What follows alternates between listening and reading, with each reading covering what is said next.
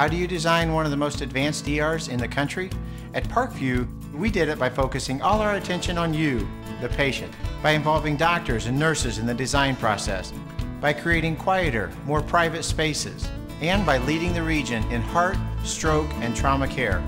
This is not your typical emergency room. It's Parkview. In an emergency, isn't this where you'd rather be? Parkview, your partner in health. Tonight's IHSAA Game of the Week into your home. Whether you're an aspiring pro or recreational athlete, our Parkview Sports Medicine team is here to provide you with rapid access to comprehensive care and sports-specific rehabilitation. So, we invite you to sit back, relax, and enjoy tonight's game. This is IHSAA football. Brought to you as a special sports presentation by Parkview Sports Medicine, a winning combination with the IHSAA, and by Fox Sports 1250, The Ticket. Also brought to you by Meyer, proud supporters of youth sports. Momber Insulation, with over 40 years of quality professional installation. Walburn Financial Management, providing affordable solutions to bookkeeping and tax problems. By Midwest America Credit Union, altogether better. By Signature Style Rings, enhance the self-esteem of your student athlete. Jefferson Point, shopping with a special point of view. McDonald's, I'm loving it. Aaron Chiropractic, specializing in spinal health. By Stiefel, a firm of choice. Tom Steel Tire Service, building trust with customers for over 30 years, and with special promotional consideration by the Fort Wayne Journal-Gazette. Nobody delivers the goods each morning like the Journal-Gazette. Now let's head to the stadium and join Joe Parson with all the action. Our Fox football focus tonight is centered upon the new Northeast State Conference, with two longtime rivals to go at it here tonight. Hi, everybody. Welcome into New Haven. It's homecoming, and we're at John Young Field, where the Bulldogs play host to visiting Columbia City. I'm Joe Parson, and we are very privileged to have State Representative Bob Morris with us tonight. I know, Bob, you're very busy in both business and governmental affairs, and just great to have you with us, working with us tonight. Joe, it's great to be out here, and it's a beautiful night for a football game. Let's take a look at Columbia City first. The Eagles have not lost back-to-back games this season, but may be in danger of doing just that tonight against New Haven. Columbia City lost at home to DeKalb last weekend, 19-6. And Bob, scoring points has been really problematic this year for the Eagles. They're averaged less than 9 points a ball game, which is second least in the Northeast State, but they've got a pretty good defense. Yes, they do, Joe. Last week, the Bulldogs handedly beat Norwell 39-0, and I know Coach Jim Rowland definitely has the Bulldogs ready to go tonight. Like you mentioned, it's homecoming. What a beautiful night for a football game here at John Young Field. As we break down the Bulldogs a little bit more, they love John Young Field. You mentioned that New Haven is unbeaten here at home. Bulldogs also have the 2 shutouts victories, including that 39-0 whitewash of Norwell last weekend. And longtime coach Jim Rowland has a really team that has balanced both sides of the ball this season, especially strong defensively. They're second in the NE8 in total defense, and they're number 1 in passing defense, giving up only 45 yards a game through the air. So teams, if they're going to be successful, like Columbia City and Brett Fox, their head coach, they've got to find a way to move the ball tonight on the ground.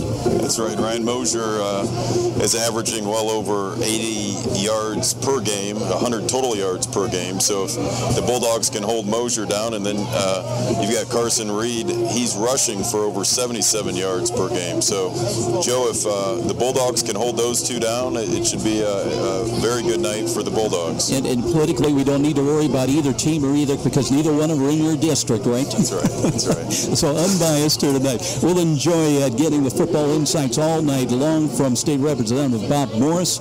And after a break, we'll be back and check in with both head coaches. And New Haven coach Jim Rowland here on homecoming will be up first after the break. We'll take a 2-minute timeout. And this is IHSAA football on Fox Sports 1250, The Ticket.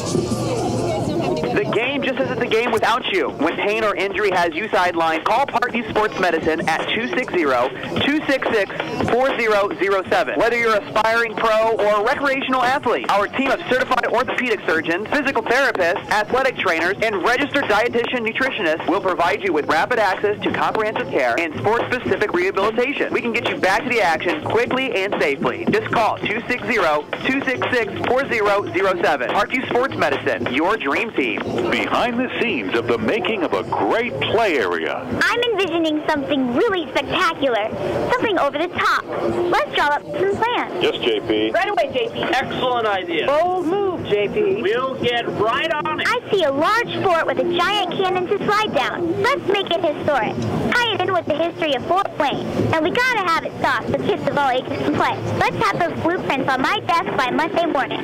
Jefferson Point and Lutheran Children's Hospital ER presents Fort Wayne's largest indoor soft play area. Parents can relax while the kids explore a fort and slide down a cannon and crawl through the 16-foot cherry blossom tree. Over 2,000 square feet of indoor play area, the largest retail play area in the state of Indiana. Bring the kids and enjoy the fun at Jefferson Point. For details, go to jeffersonshopping.com. There's so much to see. Where you want to be. Jefferson Point. Every small business has the same dread, reports and bookkeeping. You know you can't afford the big guys to keep you insolvent? Well, now it's Wallburn Financial Management to save the day. Here's their number. 260-459-2240. That's 459-2240. Why? Wallburn Financial Management specializes in the little guy. With reasonable rates and simple retainers, Wallburn Financial Management simply perfect for the small business budget. And now back to the IHS AA football game of the week on Fox Sports 1250. It is homecoming here in New Haven, and let's check in with longtime head coach Jim Rowland. I can't believe it's been 15 years, Jimmy, that you had a successful run here. Off to a great start again this year, other than that tough loss to Leo, but you love to play at home this year. Of the 3 wins, 2 of them by shutouts. And one of the things jumped off the stat page to me. It's rare enough to see one punt return touchdown. You had a 79-yarder last week, but also you had a second one, a 60-yarder. That speaks volumes about your special teams play. Yeah, absolutely. And they were back-to-back. And those are 2 straight punt returns for touchdowns. And that's a big dagger in another team's heart. And we've got 2 guys back there, Trey Jackson and Tyon Woods, that can take it back at any time. And that's just a good field position weapon for us. And when it gets in the end zone, that's just a bonus. You know, I know that Nishan Jones did not play last week. Do we understand he's healthy? Will play here tonight. But that speaks again volumes for the team. They always talk about where there's problems, there's opportunities, and Woods really did a good fill-in job for you. Oh, absolutely. He came in and did a nice job, averaged about 10 yards a carry, which is what Nishan's averaging for the season. We're spreading the ball around a lot more, which helps. You know, I think Nishan's only averaging maybe 10 or 11 carries per game, which we like. We'll probably up that up as the season goes on. But we're trying to get the ball into a lot of different kids' hands and let them get involved. Let's take a look at Columbia City now. The Eagles come in. They're below 500, but again, stats. So one thing jumped out at me, and 2 of the top 3 tacklers in the Northeast 8 are on this team in Ball and Wilcoxon. What do you see on film, and what are some of the keys for New Haven to win tonight? You know, they're very good defensively. You know, their defense is on the field a lot, and their 3 linebackers are as good as they get in our conference, and the kids up front get off the ball well, and they cover pretty well in the secondary. And so we've got our hands full tonight with their defense, and our defense has to continue their dominating streak and give us good field position. Hopefully we come out with a W. If I saw right there, +9 in takeaways, turnovers, and boy, that's just unheard of nowadays. It's crazy. We'd be there too if we weren't turning the ball over so much on offense. So that's obviously a focus this week. Head coach Jim Rowland, in his 15th year, as we mentioned, as head man of the Bulldogs, come in at 4-1. They're tied for the 3rd place in the Northeast 8. In fact, 2 teams in the Northeast 8 at also 2-1. Ranked, though, in 4A, number 12 as far as Associated Press, and undefeated here at home at 3-0. A year ago, the Bulldogs were 7-4. They were beaten in the sectionals in the first round here by Columbia City, 7-3. That was after defeating Columbia City on the road in September, 42-21. So that maybe is going to be a circle date tonight for New Haven and trying to avenge that sectional loss there to Columbia City back on October the 31st. We'll take a 2-minute timeout and we'll be back. We'll check in with second-year head coach Brett Fox of the Columbia City Eagles when we return to New Haven. This is IHSAA football on Fox Sports 1250 The Ticket. Before me is no ordinary potato. It is a potato among potatoes, a flavorful spud naturally grown and lovingly harvested for one special purpose, to become McDonald's world-famous fries. Now for $2.50, get small fries paired with a double cheeseburger, a filet-of-fish sandwich, a crispy or grilled chicken ranch snack wrap, or a 6-piece chicken McNuggets. Choose one of your favorite fries with that combos for just $2.50 today at McDonald's. Limited time only. Prices and participation may vary. Here's a money-saving tip from Momper, the #1 name in insulation since 1956. Exposed attic ceiling joists and ductwork, or new snow that quickly melts off your roof, means you need to add insulation. We'll fill empty sidewall cavities with insulation, even through masonry, aluminum, or vinyl siding with no unsightly holes. Plus, we'll seal your crawl space with urethane foam for a total insulation package. Call Momper now for a free, no-obligation energy analysis of your home. The market goes up, the market goes down. And if you're a typical investor, you may be playing games, trying to guess correctly when to buy, when to sell. That can be expensive and exhausting.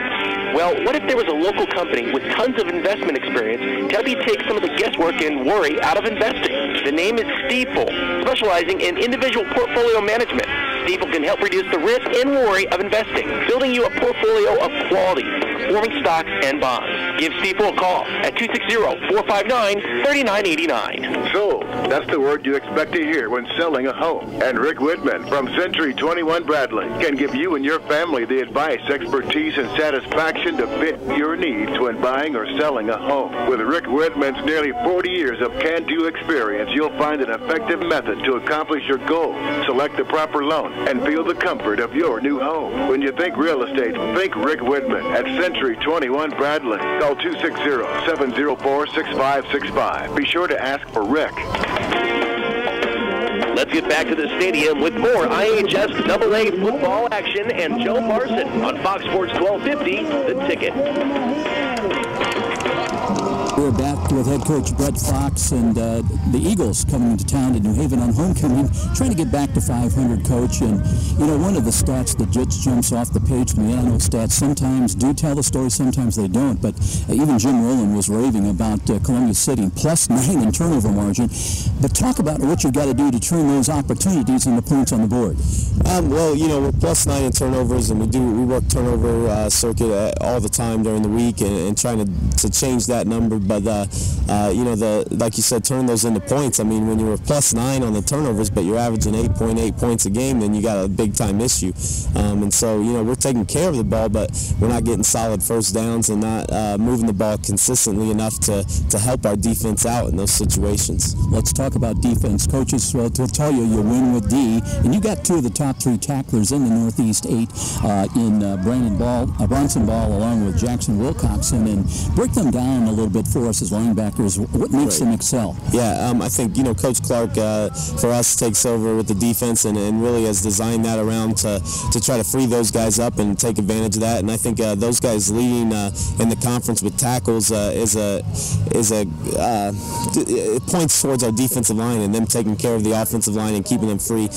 Bronson is probably one of the fastest kids on our team, and you know, from sideline to sideline, he does a good job of pursuing plays and just a relentless pursuit of tackles and things like that. And Jackson is the same kind of style, but you know, a little bigger, but a little more of a bruiser. And so, you know, we're lucky enough to have those guys. You know, Bronson being a sophomore and Jackson being a junior, and you know, we're hoping to continue to build off their success and what they've been able to do for us on defense this year. Let's talk quickly about New Haven, and this is a team that loves to play at home. 2 shutouts of their 3 home turf victories. And what do you see on film? What concerned you? What does Columbia City have to do to win?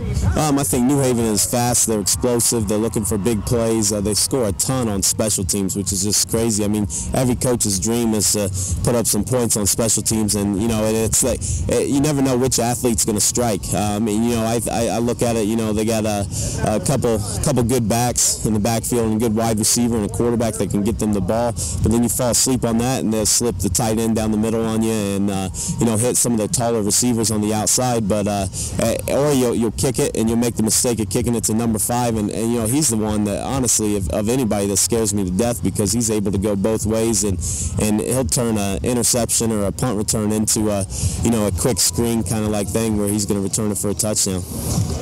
Head coach Brett Fox in his second year as head man of the Columbia City Eagles. They are 2-3 coming in, 1-2 in the conference in the Northeast 8. A year ago, the Eagles were 5-7. They won 3 straight ball games before losing the sectional championship 35-7 to Norwell. And by the way, Coach Fox was talking about number 5 for New Haven. Well, that is Trey Jackson. And a quick look at some of the special teams performances quickly by the Bulldogs. Jackson in particular had 4 punt returns last week against Norwell, including a 79-yard punt return touchdown. Also, Tyon Woods had 2 punt returns and averaged over 35 yards a punt return. He had a 60-yard punt return touchdown. And by the way, one more footnote on Trey Jackson. He also has a 78-yard kickoff return for a touchdown. So special teams have been very, very good to New Haven this year. Homecoming here at New Haven, and we've had skydivers coming down to the field, and Bob Morris is with us, our state representative, with his football insights throughout the evening. We're going to take a quick 2-minute timeout. We'll be back with a reenactment, the meeting at midfield with a coin toss. This is IHSAA football on Fox Sports 1250 The Ticket. Satisfied with your bank? Have you considered a credit union? Midwest America offers about any service you need. The convenience of free mobile banking, debit cards, ATMs, free online banking and bill payer, competitive loans, mortgages, and more. Deposits insured to $500,000. Hey, consider this an invitation. Your next bank should be a credit union. Midwest America Federal Credit Union. Midwest America Federal Credit Union. If you are one of the many Hoosiers suffering for years from neck and back pain, we have good news for you. Did you know there are now new non-surgical approaches to easing, reducing, and even eliminating pain in the neck, back, and spine? You are invited to Aaron Chiropractic, located on Fort Wayne's northeast side at College Park just off Delhar Road, to discover a new approach, a new treatment plan for pain relief and pain management. The start to a pain-free lifestyle may be just a phone call away. What are you waiting for? Call Aaron Chiropractic to set up an initial visit. Their number is 260-492-8811. One call. That can mean the return to a life without pain. Aaron Chiropractic. You've heard the saying, it's all about the Benjamins. Nothing could be more true at Tom Steele Tire, where it's all about saving you money. For over 35 years, this family-owned business has been saving Fort Wayne drivers lots of Benjamins. Offering quality tires and ASE-certified mechanical service for your car, and that includes an oil change and tire rotation special, all for just $24.95. 2 convenient locations in Fort Wayne to serve you. Tom Steele Tire, not just a tire store, but a complete automotive center. Next time you're downtown and needing to feed your sweet tooth, you're just a few steps away from Rudy's, Fort Wayne's perfect location for stocking up on those famous to brands gourmet chocolates the Summit City is famous for. Rudy's is located just catty corner from the main entrance to Parkview Field. In fact, Rudy's is a great place to meet up with friends before an event at the ballpark. There's even outside patio seating, ideal for relaxing after work. With a wide assortment of adult beverages and aromas to choose from as well, Rudy's, distinctly different in downtown Fort Wayne. You're a super fan who will tailgate anywhere. The pros? Check. College? Check. Your 8-year-old's Pee-wee game? Big time. And to prepare for this ritual, you head to Meijer for freshly prepared food and licensed team apparel. Proudly display allegiance to your favorite team with our licensed short and long sleeve tees, hoodies, hats, and jerseys. Plus, load up on fresh meats, snacks, and drinks. So don't just tailgate. Tail later at Meijer. Brought to you by Meijer. Meijer is proud to support IHSAA football. You're listening to the high school football game of the week on WGL Fort Wayne, Fox Sports 1250, The Ticket. Welcome back, everybody, to Welcome back to John Young Stadium, along with Bob Morris, State Representative Bob Morris. I'm Joe Parson. Glad you could join us. What a difference a week makes. 73 degrees under partly sunny skies here in New Haven. Winds out of the east-northeast. They say 8 miles an hour, but it appears to be gusting just a little bit. And we'll find out if that becomes a factor down on the field. Bob Morris is with our referee. We're waiting for the captains, the co-captains, to come out with the reenactment of the coin toss coming up here. Let's take a quick look at some of the other games going on elsewhere in the Northeast 8 tonight. 4-1 Belmont is at Leo. Leo undefeated, ranked number 4 in the state in their class. They are 5-0. As far as SAC ball games tonight, undefeated Snyder. They're ranked number 2, and they're at number 11 Homestead. Other matchups tonight, Southside, they're taking on Dwenger. Dwenger ranked number 7. And Lures ranked number 4. They're on the road at number 15th ranked Carroll. That's a great matchup. And Northside at Northrop. Concordia taking on Wayne. In the ACAC, Woodland is unbeaten at 5-0. They're ranked number 3 in one of the 2 rating polls. They're taking on Jay County tonight. And looking ahead to next week, our Friday Night Lights feature on Friday night, October the 2nd. Cannot believe it's going to be October already next week. But Snyder on the road to Panthers at Northside. Redskins, 7 o'clock with our kickoff, and that's always year in and year out one of the great matchups in the SAC year in and year out. Well, New Haven averaging 33.6 points a ball game, giving up about 9.5. That's second best in the NE8. Against Columbia City, averaging 8.8 points a ball game, giving up 15. Eagles lost last week against DeKalb 19-6. Very, very good defense, but they have had problems moving the football and getting points on the board. And this is a very good New Haven team that when they get things going, they can be a load to handle. We mentioned the team split a year ago in 2014. The Bulldogs won on the road on September 26th at Columbia City, 42-21, but you never know. In the playoffs, a month later on October 31st, New Haven lost on this field 7-3 in the sectional second round. Getting the teams to come out now at midfield. Let's go down, Bob Morris, with our referee and get the interaction of the players. Columbia City will call the toss. Columbia City is calling the toss. Calls tails, and it is tails. Columbia City has won the toss. Your choice is to defer. Defer. Columbia City has chosen to defer. New Haven will be receiving the ball tonight, Joe. What a beautiful night it is here. We have Terry McDonald, the mayor, here on the field with us. Terry, it's a beautiful night for a football game. I know you did a ceremonial football toss tonight. It's a great night for football in New Haven, Indiana. We're really excited about how the team's been doing. Homecoming week has just been fantastic, and we're looking forward to a great game. Terry, the field looks beautiful tonight. New Haven School, the field is cut north to south. What a nice job. One of the nicest football fields I've been on tonight. We really love how the grounds crew takes care of things here, and we're really proud of our school, proud of our team, proud of our students. Mayor Terry McDonald from the city of New Haven. Thank you very much, Bob Morris. We'll have State Representative Bob Morris back up here with us throughout the night, and we'll take a quick timeout. Beautiful night for high school football. This is IHSAA Football on Fox Sports, 1250 The Ticket. Every day, Fast Signs helps businesses like yours with their visual communications. We ask the right questions, recommend smart solutions, and help you build your business. Our knowledgeable consultants uncover your communication challenges and provide visible solutions. At Fast Signs, we're innovators, planners, and designers. We're more than fast, more than signs, and we're more than ready to help. Contact Fast Signs today. Text the word Fast Signs to 90407 to receive sales and discounts. And now back to the IHSAA football game of the week with Joe Parson on Fox Sports 1250, The Ticket. Getting ready for high school football here tonight at John Young Field with Bob Morris. I'm Joe Parson. New Haven will receive the ball. Columbia City won the toss, deferred. The Bulldogs will have the wind with them. This field is laid out from east to west. 73 degrees here at kickoff. And the Eagles will kick away from right to left. And we are just about set for high school football here tonight from New Haven.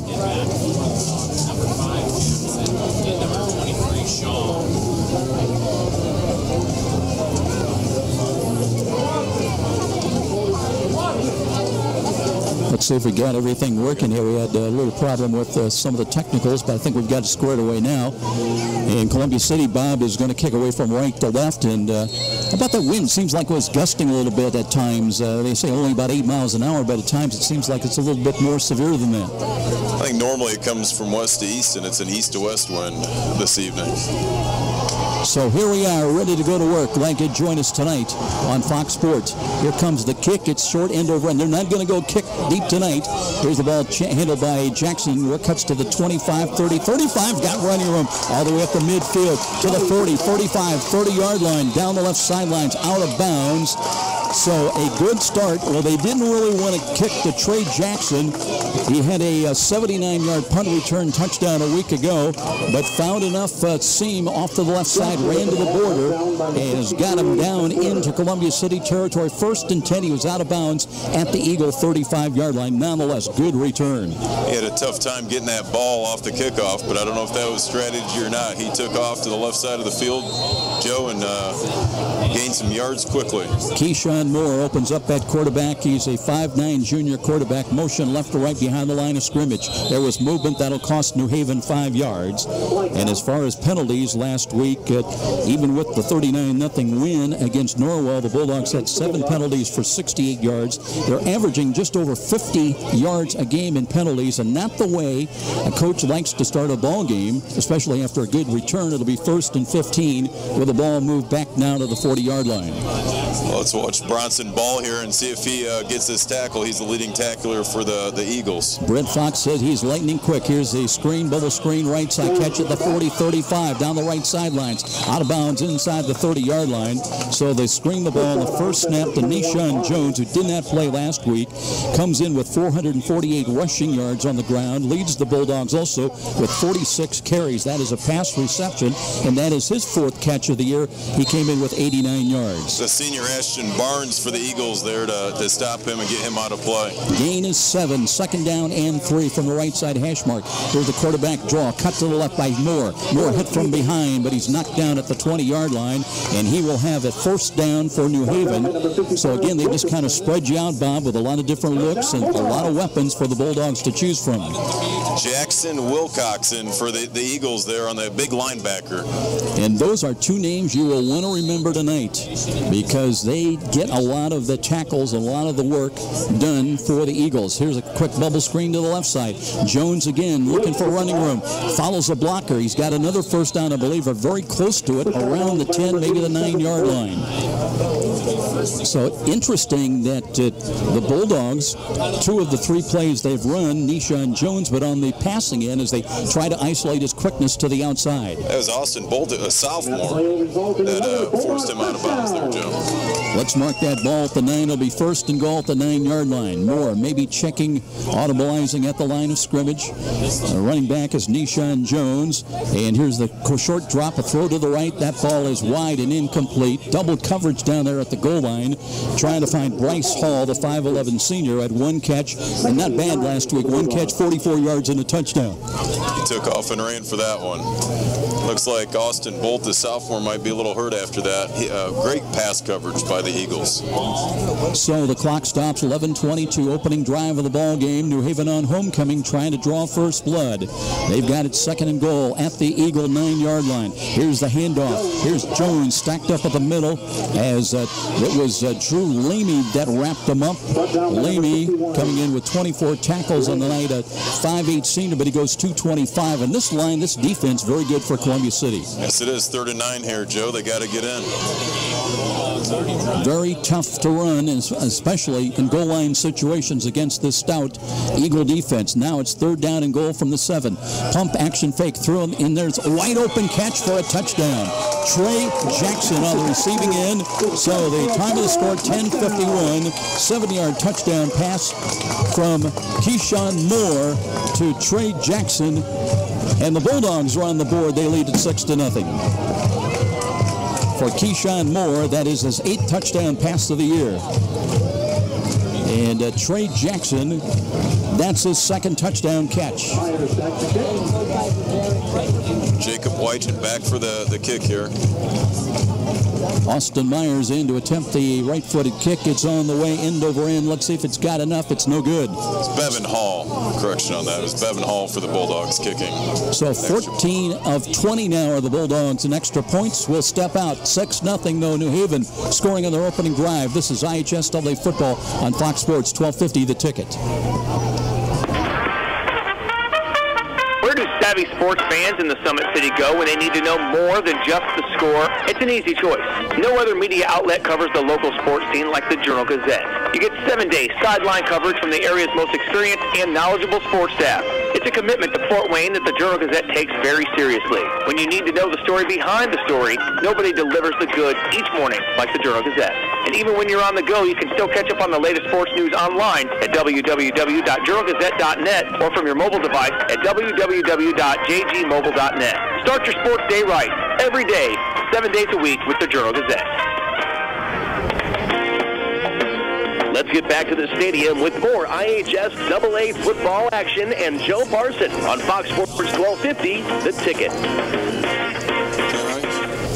Welcome back, everybody, with Bob Morris. I'm Joe Parson. Did not take the Bulldogs long, Bob, to get it into the end zone. Had a good return on the kickoff by Trey Jackson, and Jackson on the receiving end for the touchdown. Short kick, end over end. That's a pooch. That's a free ball. Columbia City downs it at their own 31-yard line, and those are kind of in no man's land. You got to be very careful. That's a free ball. Rob Wood, the senior, was very smart there and just collapsed the ball and went down on the field. And Columbia City has good field position here, Joe, about on the 32-yard line. And, you know, kind of a disadvantage for Columbia City here. Their receivers will be looking back into the sun as this beautiful sunset sets, but it's going to be a little difficult for the Eagles. First and 10. Columbia City trying to get things going now. Let's see who's going to start at quarterback. And they're going to have a wing T offense off to the right side, a little motion as they'll give it to the fullback up the middle. Or checking, it's an off-tackle run to the left side. A running room up to midfield and caught from behind. That's a gain inside the New Haven 45 down to the 43-yard line. That was quarterback Brock Snoffer, who faked the dive handoff and then worked around the left end, the 6'3 junior, who came in with 13 carries and just 5 yards and a great snap on 1st and 10, as now they've got the ball 1st and 10 at the Bulldog 43-yard line. Great blocking by the Eagles there, Joe. And great deception, faking that handoff. The running back is Carson Reed, comes in with 423 rushing yards. Double wing attack. They'll give it off to Reed, trying to go off to the right, and cuts it up the middle. Maybe got another yard inside the 42-yard line, but New Haven stayed at home in the middle and stopped that after a short gain. It'd be a pickup of 1. Looks like the Bulldogs' defensive line here. Looks like these boys are averaging about 250 pounds. I mean, they got some big boys down there on the line, Joe. No question about it. Roy Ayers is starting in the middle, and Diamond Towns along with Desmond Coleman. Coleman had a tackle for loss last week, and Towns had a sack and a quick-hitting offensive run, and there's Snuffer again, but this time New Haven waiting as it'll be a gain inside the 40 to the 39-yard line, but coming up from the secondary, Ivan Upshaw had a hand on the stop. 3rd and 9, balls on the 42. And they're going to move it inside the 40 now down to the New Haven 38-yard line. That'll bring up 3rd down and let's call it 5. So the Eagles, you know, Brett Fox said they had some problems in these areas trying to convert, sustain drive. Let's see what they can come up with now. They've got to get inside the 25 to the 23-yard line, or the 33-yard line of New Haven. And here is Snuffer looking to throw. Puts that one up, and that one is picked off and then dropped. That was in and out of the hands of Ivan Upshaw, who had an interception last week, 3 tackles and 1 pass broken up. But now it's going to bring up 4th down, and this might be 4 down yardage area for Coach Brett Fox, already trailing at 6-0. Spot that ball, nose the ball squarely on the 38-yard line. Referee tonight is Scott Thompson. Great job down there, and chance to renew some acquaintances down there with Mayor New Haven. He's a good man. Terry McDonald does a nice job here in New Haven. Eagles going to roll the dice. Reed is the running back. Snaufer under center. He's got motion. Looks to hand it off. Sweep to the right side coming. Trying to turn the corner. They're not going to get the job done. That was Cale Ryder, the wingback, trying to take it and sweep from left to right. Is going to lose yardage, so there'll be a 4th down stop. And New Haven will take over the football. They'll have it 1st and 10, leading with 9:07 remaining in the opening quarter at 6-0. You know, pregame, Joe, with those skydivers coming down on the field, those 4 gentlemen, they even made a comment as far as the wind goes. It was a little windier than they anticipated flying in here to the field tonight for New Haven's homecoming. Very picturesque, but yeah, it's got to be a little bit of more of a thrill maybe than you're hoping for if you're one of those guys jumping out of an airplane. Moore looking to hand the ball off again. A cut to the left side. Jones, and did the ball pop free? I don't know. He had a 1st down up to midfield and maybe about 2 yards deep into Columbia City territory, and I believe New Haven does have the ball. Looks like the umpire, Brian Elliott, actually made that tackle there, Joe. I mean, he went down with the bunch. Yeah, you can get mixed up there inadvertently.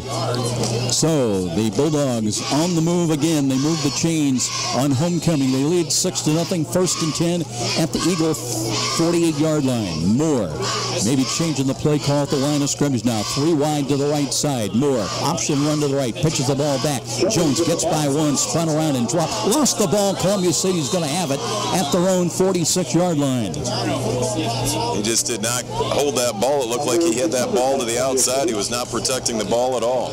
Austin Bolt came up and recovered the fumble, and Columbia City comes away the ball trailing it only 6-0, and they'll have very good field position, 1st and 10 at their own 45-yard line. Well, as the sun sets, the lights come on. New Haven has their beautiful gold helmets. They're dressed in their gold pants with the purple pinstripe coming down the side, and the Eagles with their maroon pants and white jerseys. Well, I tell you what, Bob Morris, timing is everything. You would not have wanted to be with us last week with all the rain and suspended games, and just exactly 180 degrees opposite here tonight on homecoming. A lot of the fans are wearing shorts, short-sleeve shirts, no umbrellas. Officials timeout. Scott Thompson, our referee tonight. And not sure that usually is an equipment situation, and they're checking a couple of Bulldogs. 8:44 remaining, quarter 1 action. So now Snuffer will bring him up to the line of scrimmage. Double wing attack once again. And motion. They'll give it straight ahead. Reed racked up right. He got a yard, maybe a yard and a half, up to about the 47. They might give him another yard up close to the 48-yard line. And Carson Reed, 190-pound senior, averaging over 3.5 yards a carry this year and 2 rushing touchdowns. And he'll pick up, let's call it 2, and brings up 2nd down and 8. This offensive line for the Eagles, Jake Elkin starting at center, Drew Lamy and Zach Hively at guards, Grady Hicks and Dylan Reed are the tackles. They average 240 a man, tackle to tackle. Very tight offensive bunch in there. And they push the pile straight ahead, nearly to a 1st down. I believe that was Reed again, and he got momentum and some help from his friends, pushing all the way down to the New Haven 46. And they'll need about a yard and a half on 3rd down coming up. And there's the old adage, Bob, just momentum. They got everybody. You got about 4 white shirts pushing Carson Reed forward, and he gained an extra 3-4 yards. Columbia City knows they need to win this game to pull to 500. They're 2-3 right now overall. Snuffer again, Count barking the signals, looks, hands it up the middle. And here's a give right inside the 45. Got a Looks good like block. that's enough for a 1st down, Joe. Grady Hicks, I believe, delivered that block that opened up enough in Columbia City. They're going to take a look and move the chains. It will be an Eagle 1st down. Well, you got to get the holes. Doesn't matter how good you are as a running back. You know, you look at Hicks, he's 6'2", a junior, goes 260. Drew Lamy on that right side, 225. Elkins at center, 235. And Hively, the guard on the left side, he's a sophomore, but 265. They got some big boys as well. They are definitely not missing a meal. Ryder on the wing, left wing, looking Snuffer, short drop, looks to throw the ball to fade, but not looking for it. That's picked off, and New Haven's got it back the other way. Here they come down the right sidelines, and it will be a catch for Pope. Pope, one man to beat inside the 10 to the 5 and brought down inside the 2-yard line and about the 1. That was a touchdown saving tackle, and that was Trevor Sharpenberg that saved the New Haven touchdown, at least for a moment. Interception, though, by Pope. Cheney Pope, Joe, 5'4", 130 pounds. He can run. Yeah, he's a junior. Unofficially, an interception return of about 68 yards. And that will make it 1st and goal at the 2-yard line for New Haven. So the first turnover, well, the second turnover of the game, first against Columbia City. Meanwhile, the Bulldogs were short a man, and they'll set up once again. Ryan Perkins has come in. He's tight to the right side. Keyshawn Moore under center. The running back is Nishan Jones. Jones gets the call, cuts to his left, and basically dances into the end zone. One play, one score. 2-yard scamper by Nishan Jones, his 7th rushing touchdown of the year, and that'll make it 12-0 New Haven at the 6:40 mark. Keyshawn Moore taking charge again, Joe. Watching him with his players, and notice that he was a player short, and in they go for 6 more points. Didn't take him long to cash in. Now let's see if they're going to try for 2, because of that first extra missed point. They will. So Moore is going to split one wide either side. Perkins is up tight on the, on the wing to the left side, and deep in the backfield is Nishan Jones. They'll look a deep handoff to him, cuts up the middle, and he's into the end zone for the 2-point conversion. So Jones with the touchdown and the 2-point conversion run, and it's 14-0 New Haven on homecoming with 6:40 remaining in this opening quarter. Good start for the Bulldogs. This is IHSAA football on Fox Sports, 1250 The Ticket. The game just isn't the game without you. When pain or injury has you sidelined, call Parkview Sports Medicine at 260-266-4007. Whether you're an aspiring pro or a recreational athlete, our team of certified orthopedic surgeons, physical therapists, athletic trainers, and registered dietitian nutritionists will provide you with rapid access to comprehensive care and sports-specific rehabilitation. We can get you back to the action quickly and safely. Just call 260-266-4007. Parkview Sports Medicine, your dream team. And now back to the IHSAA football game of the week with Joe Parson on Fox Sports 1250, The Ticket.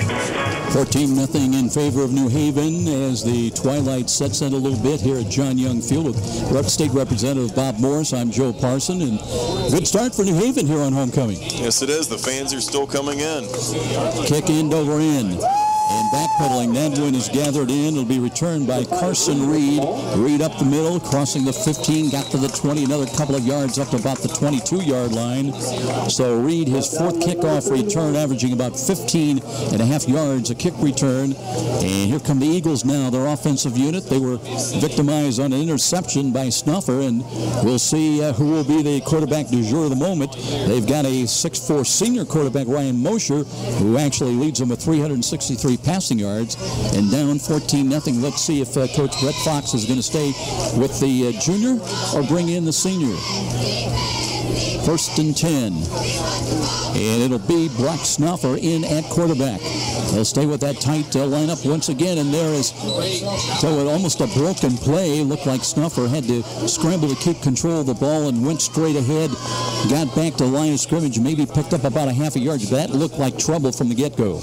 Yes, it did. Snuffer looked like he was going to hand off to the right, looked to the left, and decided to take it up the middle. Nobody's home. You run out of options real quick. Maybe he's smelling that barbecue like I am, Joe. Joe. They're barbecuing some chicken down here, and he got a little sideways there. Tell you what a great festivity of the afternoon. They had the parade in New Haven.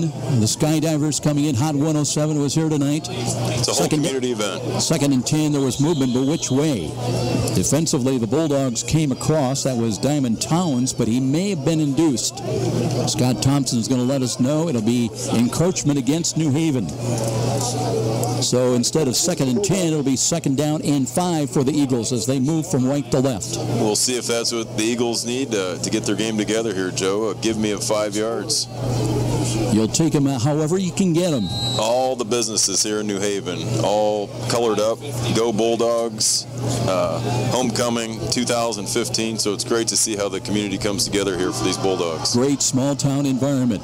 Motion from left to right by Kayla Ryder. Fumble. And the ball's free, but let's see if Columbia City's got that back at their own 29-yard line. But again, miscues handling the football, not helping the Eagles as they're down 14-0. And now they'll face 3rd down and still about 5. Call it a short 5. Josh Kristen was in, checks out of the ball game now, and they'll put Mosher, who's the sometime starting quarterback, but also a wideout. He's got 3 catches for 54 yards. He's wide to the right. Got to get out to their own 33-yard line. Here's a run by Reed. Reed carries tacklers and cartwheels up ahead. Check it. It was not Reed. It was Ashton Barnes on the carry that time, and he will move the chain. So a good job by the Eagles. They needed a long 4. They got about 5, and they'll have 1st and 10 just at their own 36-yard line. You know, for the Bulldogs, big number 70, Ricky Sexton, 6'1", 275, just clogging it up the middle there. He's the nose tackle for the Bulldogs. Does a good job, too, as he has played in spurts and really made his presence known. 1st and 10, motion again by Ryder, but off-tackle run to the right side, 2nd effort, and that's Davin Lawrence, who came in with 23 carries for 67 yards, a rushing touchdown this year, and he finds a little bit of a seam, and he's got about 5 yards on that pickup, so little by little, Columbia City's been able to open up some holes up front. You know, Davin Lawrence lines up about 2 feet behind the quarterback. You wonder if he just had another step back and let those let his line do a little work and blow those holes open a little bit more. He's a little tight up front there. Yeah, it's interesting, this whole lineup. That's old school, you know, the double ring, and the fullback is only about 2.5 yards from the line of scrimmage. A little flinch at the line of scrimmage, they'll give the ball up the middle, and again, good 2nd effort plunge straight ahead. Let's see where they're going to mark the ball down. Very close to the 1st down stick. Again, I think it was Davin Lawrence on the carry. So the indication is, are they short by about 2 inches? Yeah, I was going to say it is right down the track here from us, Joe. I mean, the ball's right in front of us. A lot of times, you know, a coach can ask for a measurement because depending how they set that ball down. But here we go, 3rd down and very short quarterback keeper plays. Snufford straight ahead, and it'll be 1st and 10 as Columbia City improving field position just short of midfield now at their own 48-yard line. I can see a few maroon shirts across the field from us, Joe, but boy, there's a lot of purple here tonight. This is definitely the game of the week here in New Haven. Well, just a great turnout, as you would expect on homecoming. And so far, things going well for the homestanding Bulldogs. They lead at 14-0. 1st and 10, though, for Columbia City. 2nd back on through on the left side. And that is a gain up to, well, not only midfield, but into New Haven territory. And I've noticed already there's a trend for Columbia City, Bob. They get 2nd effort out of their running backs. And it looks like they're going to be stopped last time about midfield. And now they carry it on down to the 47 in New Haven. Diamond Towns, number 13, coming off the field. It looks like his wrist was bothering him there after that tackle. We'll see who they get in and change to replace him. Ryder up on the wing left side, but motion to the right, and nothing doing this time. And the ball popped free again, but I think Columbia City falls on it. That'll cost them a yard back around the New Haven 48-yard line, but it'll bring up 3rd down and a bit longer. Austin Barnes looked like he was looking for the football there, Joe. He's past the line of scrimmage, and and Snoffer gave it to him a little bit late there. You wonder, too, if maybe the Bulldogs are reaching in and maybe their coach to try to strip that ball away, but it's 3rd down and about 6 as they try to reach the New Haven 42-yard line. Trey Jackson hitting these guys hard when they come across that line, number 5 for the Bulldogs. Wing back in motion once again, and there's penetration defensively, and that play's going nowhere. That might have been Sharpenberg. Check it, cutting across the line. 4th and 5 now, Joe. This time I think they're going to bring the punter on to kick the ball away. And we're expecting to see Ryan Mosher doing some of the punting. 10 punts, averaging about 30 yards a punt. Looks like it's Austin Bolt back there to punt.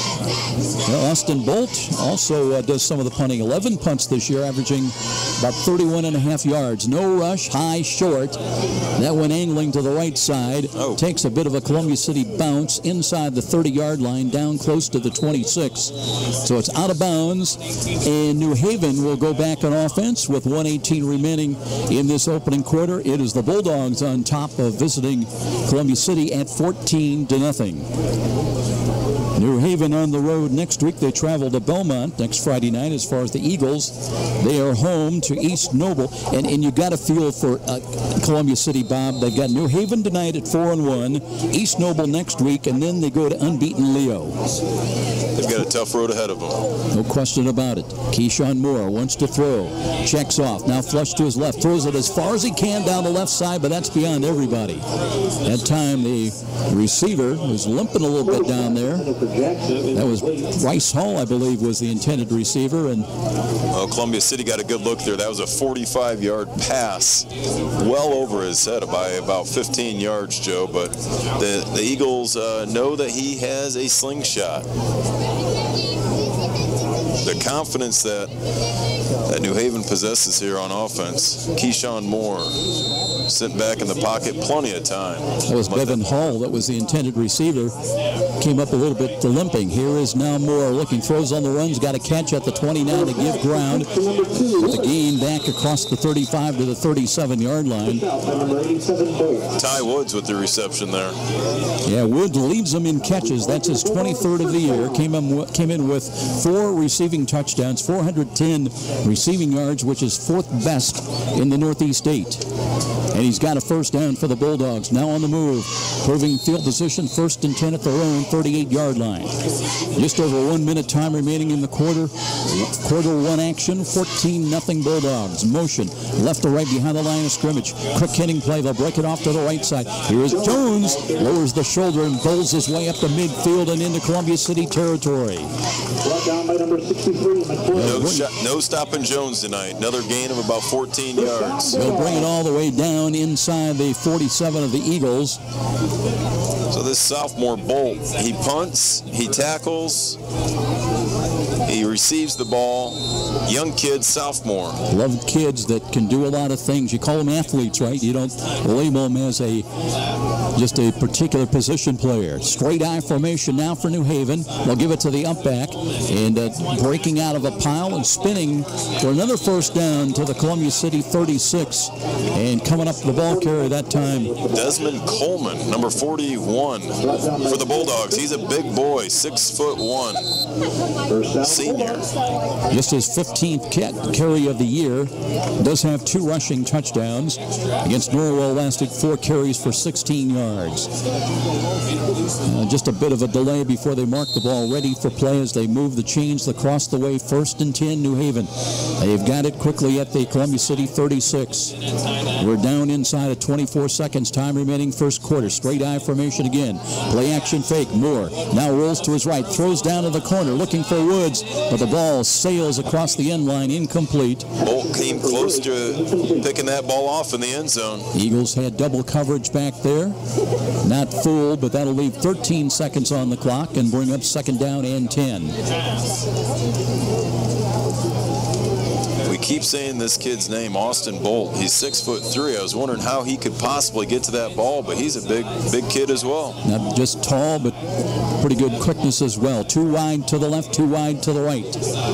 Pistol alignment now for Keyshawn Moore. Looking to throw again. Bubble screen comes to the left. They've got Woods cutting to the left side, and there's a penalty flag thrown on that cut to the outside. He carried to the 35-yard line. Would be about another yard pickup, but let's see if this one goes against the Bulldogs. Drew Lammy, 5'8". He's a senior, 225 pounds. He can cover some ground for the Eagles. Scott Thompson, our referee. It is going to be, I believe, holding the call against New Haven. So that'll push them back. Snyder 14, Homestead 14. Just thought we caught a score, Bob. 14-14, Snyder and Homestead. We'll be checking you up on some of the other games, the other scores as the evening wears on. The Panthers are definitely the team to beat in the SAC.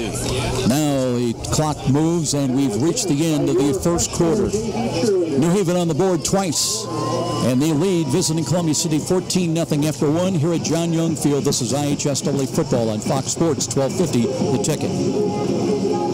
I like things fast. That's why I like roller coasters, guitar solos, and race cars. That's also why I love Fios Internet from Frontier. Now with 1 year of Amazon Prime.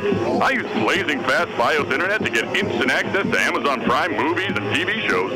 Plus I get unlimited photo storage, music, and Kindle books. And you can't beat free 2-day shipping. Get Fios Internet from Frontier for $24.99 per month with qualifying phone service and 1 year agreements on new internet service, and get 1 year of Amazon Prime. Call 1-888-FRONTIER. Oh yeah, life in the fast lane. Get Fios Internet for $24.99 per month with 30 megabits per second upload and download speed, and get 1 year of Amazon Prime included. Call 1-888-FRONTIER. Limited time offer for qualifying services. Taxes, fees, and other restrictions apply. 1 year of Amazon Prime service included with 1 year agreements on new internet service. A maximum $100 early termination fee applies. Subject to availability. Fios Marks owned by Verizon Trademark Services, LLC, and used under license. Let's get back to the stadium with more IHSAA football action and Joe Parson on Fox Sports 1250, The Ticket. Bulldogs going to face 3rd down and 9. They've got it at the 35-yard line in Columbia City. Now the Eagles will have the wind to their back, and we'll see what Keyshawn Moore can come up with on 3rd and 9. Rolls to his right, looking to throw. Has time. Now throws to the seam and sliding. The catch is made inside the 20-yard line. They'll call it a catch, I believe. Bronson Ball was very close to sacking. And what do we have? Moore there. They're going to call it no catch, I believe. Maybe a foot out of bounds. I think Keyshawn Moore knows Bronson Ball was breathing down his back there, Joe. Remember, you can catch video highlights and game replays anytime at SummitCitySports.com. And on most weekends, you'll have 3 games replayed, plus highlights and interviews. Keyshawn Moore's in shotgun. 4th down. The Bulldogs screen the ball with nothing there. Big hit right over the middle. And that was Jones. And boy, he was leveled. Cody McClure. Wow, he woke this stadium up. That was a heck of a hit. So now the Eagles have a 4th down stop, and let's see if that can fuel their offense as they trail it 14-0. Columbia City's definitely awake now. Boy, that got some excitement into their fans as well as the team. Let's see what they can do here with this young quarterback, Brock Snoffer. He's out, running the show for the Eagles. 1st and 10 now. This time it'll be Columbia City, the wind to their back. They've got the fullback and 2 wing backs offset either side, motion from right to left, and they'll give it off to the first back through, and second effort again. Carry will be up to about the 39-yard line. So the straight ahead carry, and Carson Reed. Dimitri Shaw, he's a senior, 5'9", wearing number 23 out there, helping out with that tackle. Eagles trying to shuttle in some new numbers. Trying to switch some things up. We'll see if they can get their offense going here, Joe. See who they've got in there now, and we'll check it when you get a chance. It'll be 2nd down and 6. Motion right to left and misdirection carry up the middle straight ahead. Desmond Coleman. Not much there that time as Davin Lawrence, as you mentioned, right into the teeth of Coleman. He'll pick up about a yard and a half across the 40 to the 41-yard line, but big 3rd down call, 3rd and 5 coming up for the Eagles. They've got Coleman listed at 6'1". He looks like he's about 6'4" out there. At 205, he looks like he's about 240 pounds. Just a big kid down there. Eagles on 3rd down, trying to get just across their own 45-yard line. Now 1 wide to the left side. Other than that, 10 very close to the line of scrimmage. That tight formation. 2nd effort again, and I think it's got him a 1st down across the 45 to the just short of the 46. It'll depend on the spot of the ball. 1st down.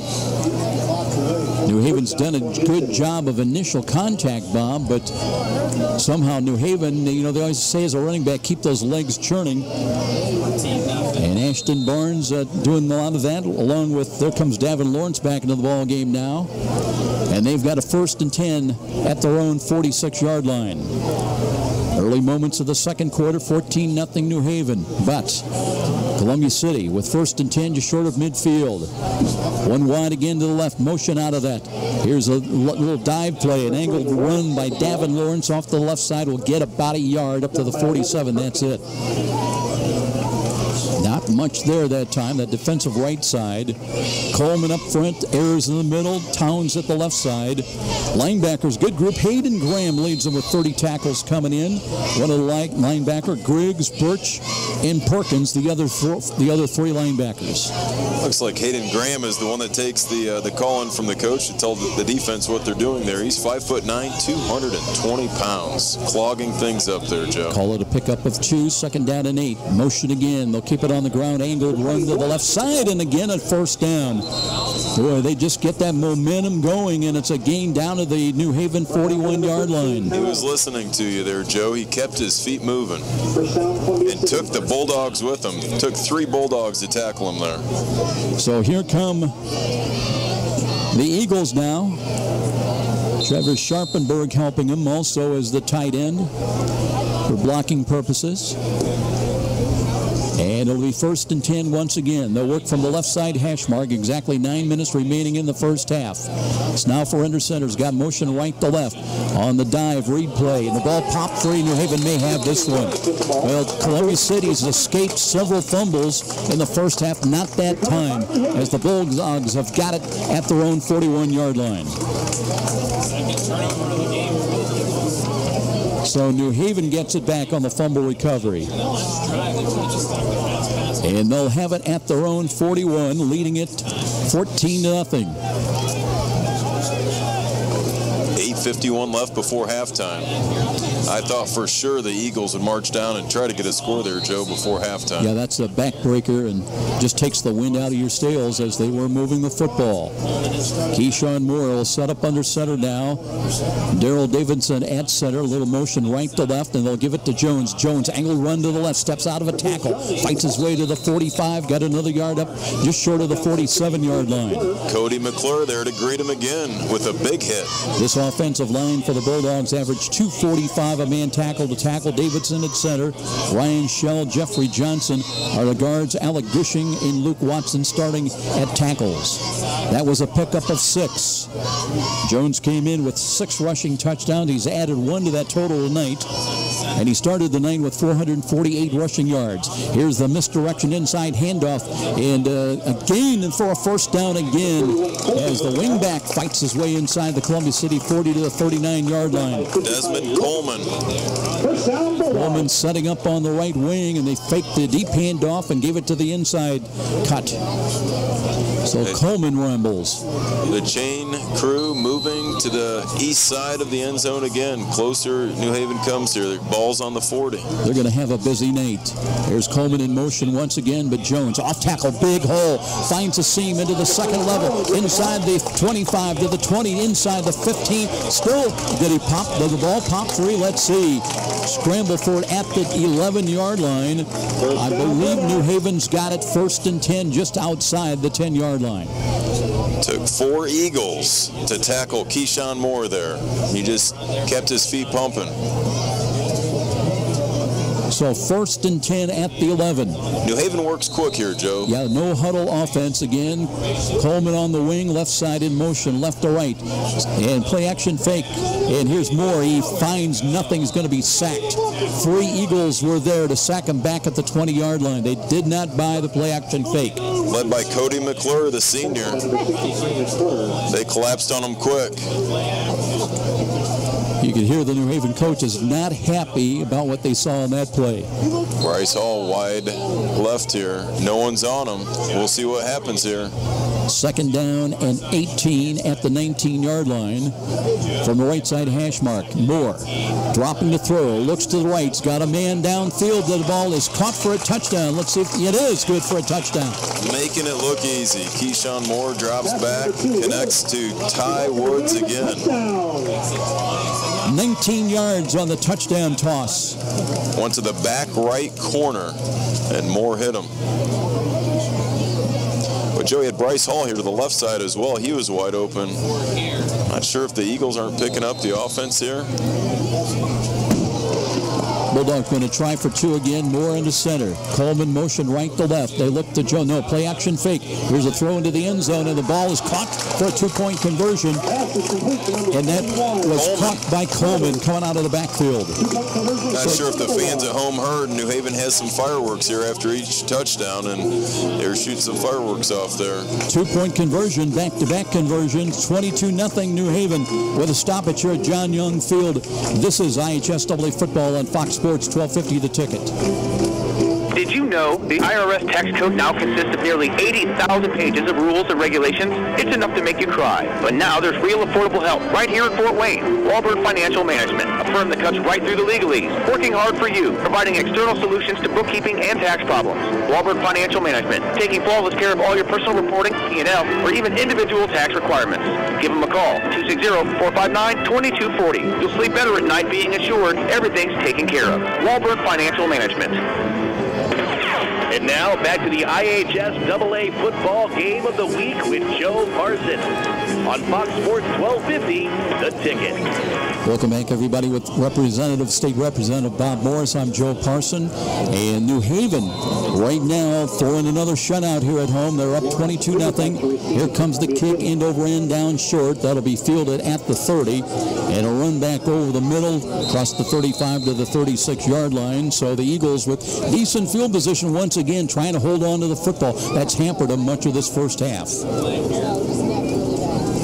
Don't forget, coming up at halftime, we have a interview with Susan Goree from Midwest America Federal Credit Union join us, talking about construction loans. And if you have got property looking to add to it and looking for a good deal, a credit union might be the solution to your financing. And not just any credit union, but Midwest America Federal Credit Union. Tight formation once again for the Eagles. And here's a give to the second back through a little counter run on the left side with a carry across the 40 to 41-yard line. Ashton Barnes, that second back through, and find, it's amazing because Columbia City's picking up, Bob, 4, 5, 6 yards a carry, but the mistakes have hampered. They are, until he looks up and sees big Ricky Sexton for the Bulldogs looking right at him. Yeah, that's Sexton. About all they can get is about 5 to 6 yards. Sexton coming in to start the night, really in a backup role, 2.5 sacks, had one last week against Norwell, 2 tackles, 1 for loss a week ago. There's a little spinning run by Carson Reed, and he's got a first down and takes it a yard deep into New Haven territory. They're moving the chains again, Joe. we'll see if the Eagles can start moving the football. They're heading to the west side of the field here. Like I said earlier, Joe, this grounds crew here at New Haven doing a great job on this football field. One of the best-looking football fields I've seen in a long time. No question about it, Bob. You're right. This late in the season, a lot of times, especially you think back to the weather we had last week and all that, although they did not play at home. Now, here's the second back through, but New Haven that time on the weak side to the right, their defensive right side, were waiting. Sexton cleaned it up, but he had some help with penetration across the line of scrimmage from his friends. The hash marks are painted beautifully. The 50 to the 40 to the 30 to the 20, all the way down. You can tell they've been working awfully hard on this football field for homecoming here in New Haven. Call it no gain, that last snap from scrimmage for the Eagles. Second down and 10. One wide to the short side to the left motion, and everybody moved, and that'll cost the Eagles 5. Looked like Sharpenberg may have come up out of his stance on the near side. It looked like he was looking straight ahead the whole time. He should have been looking at the ball. You taught that back in CYO, aren't you? That's right. Or PAL, or wherever you start your amateur football career. Right in the backyard. Dad will tell you that.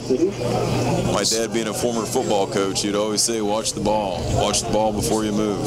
That's got to be tough when you're trying to play for your dad. That's right. Second down and 15, Columbia City moving from left to right. And here is a handoff and a sweep to the left side and down the left sidelines. I believe that was Ashton Barnes again that trying to turn the corner. Let's see if he stepped out of bounds, maybe back around the 46-yard line. Looks like they're going to go for it here. It'll be third down, third and about 7. Trying to reach just inside the New Haven 39-yard line. Quick moving first half. We're down to 5:19 remaining this first half. It'll be an extended halftime because of homecoming. Don't forget that interview coming up with Susan Gorey from Midwest America Federal Credit Union. Third down and long. And they're trying to run the counter run again, but this time New Haven stuffs it in the middle for no gain. And the play will be blown dead right at the Bulldog 46. Big Ricky Sexton coming right through the Midwest there, Joe. As you were talking about Midwest Federal Credit Union, they can't come through the Midwest with Ricky Sexton right there. So fourth down, and once again they'll bring Austin Bolt on to kick the ball away. He'll wait for the snap back around his own 43-yard line. And I believe that's Trey Jackson back in punt return. And do they want to kick to him? He had a 79-yard punt return. He kicks wide to the right. Jackson takes a bounce to him. He's got it at the 10, 15, 20, 25. Looking for running room, surrounded by white shirts, and is down up just short of the 30 at the 28-yard line. We've got a flag. Yeah, back around the 11. And that would lend belief that unsportsmanlike conduct possible. We'll see. At times you'll see blocks in the back, but referee tonight, Scott Thompson, will let us know shortly. 4:31 to go before halftime. They're even already back it up. They know this is going to affect them. 17, Leo 7. Diamond Towns is holding his wrist again. It looks like the only injury thus far.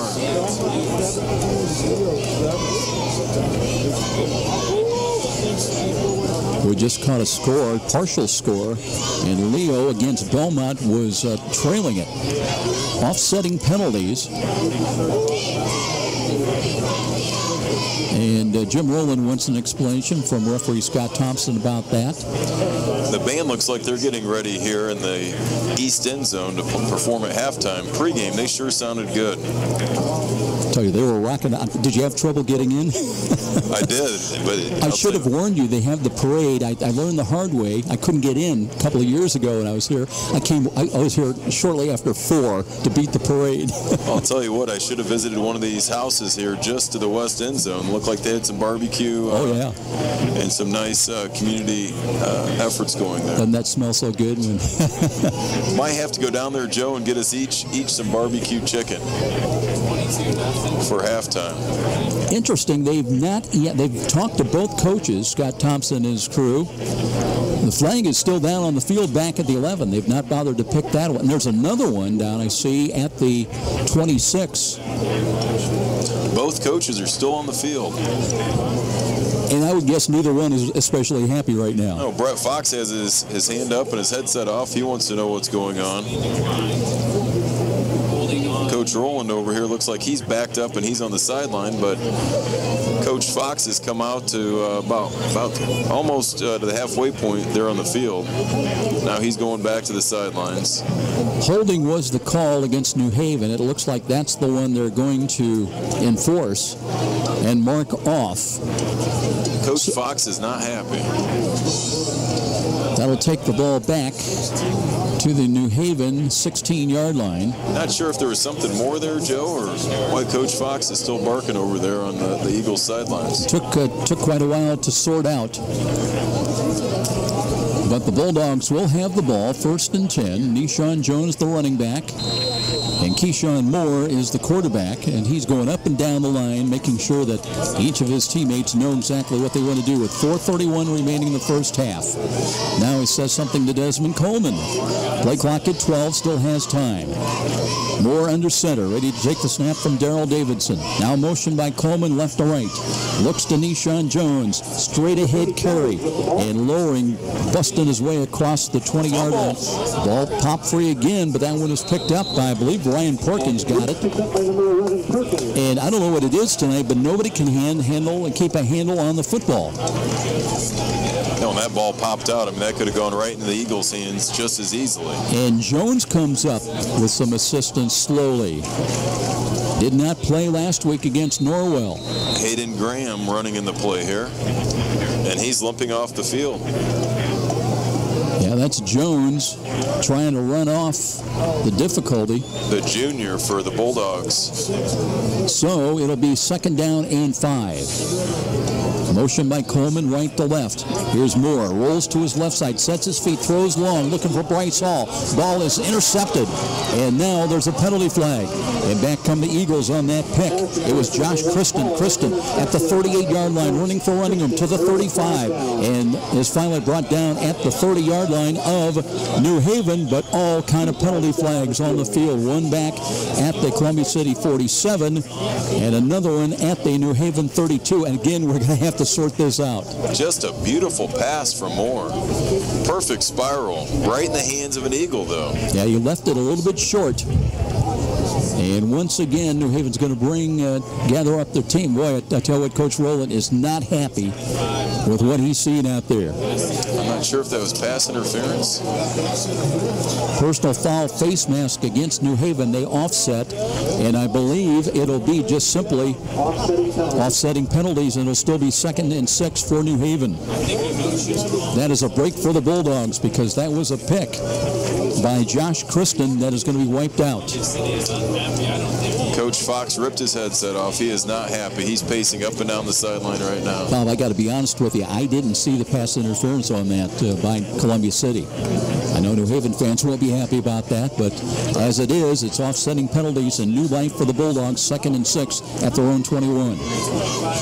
They saw something we did not. That often happens. What is this? Both those players all alone. Coleman up on the wing to the left side. Moore under center now. 2nd down and 6. Pitches the ball left side. Here's a run by, I believe it's Woods. No, it's Nishan Jones back in there. Recovering all the way up to his own 35. He needed 6, and he's going to pick up about 13. We'll see how this hurry-up offense goes here. We have 3:18 to go. So just like that, Jones with the recovery, and he's got it at the left side hash mark, 1st and 10. Bryce Hall checks in wide to the right side.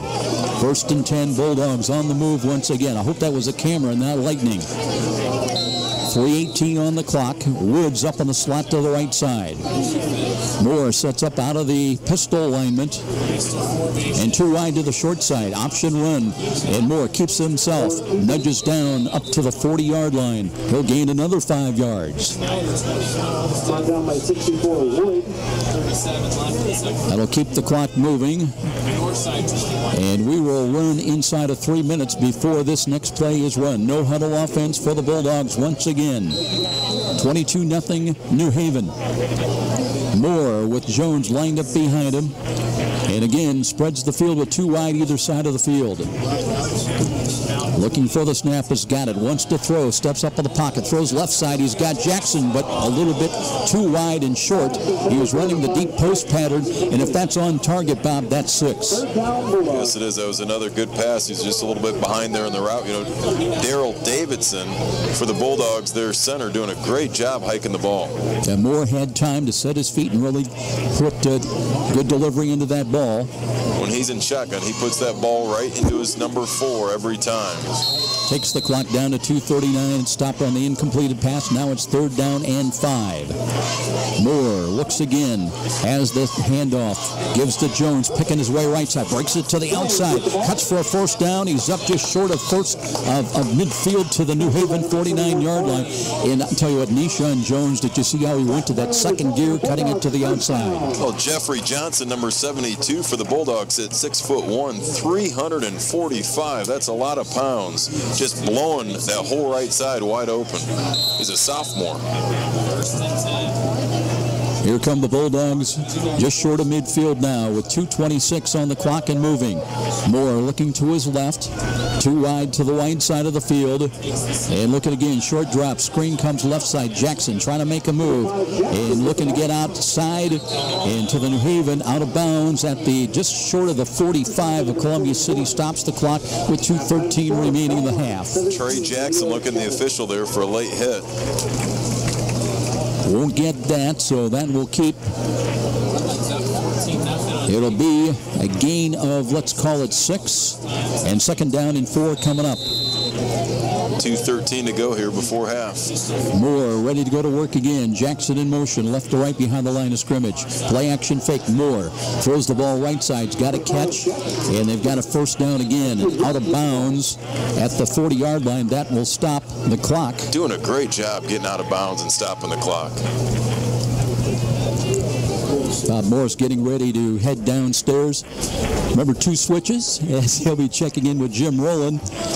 In the lead right now, 22-0, and trying to add to that lead if they can before halftime. Moore brings them up the line of scrimmage. Has got another 1st down to work with. 3 wide to the left side. Pump fake. Now throws the slant, and Jackson off his fingertips. Incomplete. He had a seam open at about the 26-yard line. Again, with his speed, might have had a chance to score. As Trey Jackson, who had a touchdown catch tonight, came into the ballgame with 7 catches and 93 yards.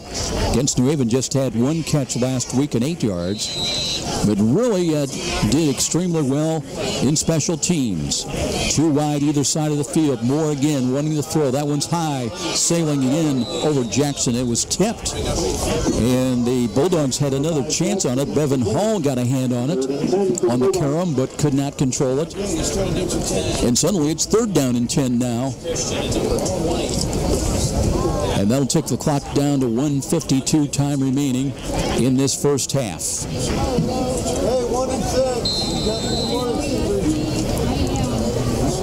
Bryce Hall will check into the game, split wide to the right side. He's lone wide to the short side, 3 wide to the left. They've got to pick up 10 yards on this 3rd down call. And Moore looking, top of the pocket. Now checks off, looking for Hall down the right sidelines. That one incomplete, but a penalty flag is thrown, and one of the Eagles might have got a hand on Bryce Hall down that right sideline. I believe that was Ashton Barnes. I have the coverage. And may draw the penalty against Columbia City. Everybody backing up, though. It might go the other way. Is that offensive pass interference? Scott Thompson will let us know here momentarily. He's our referee tonight.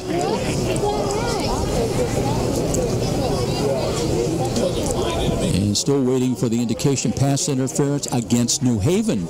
So it was Bryce Hall, and now they're going to decline that.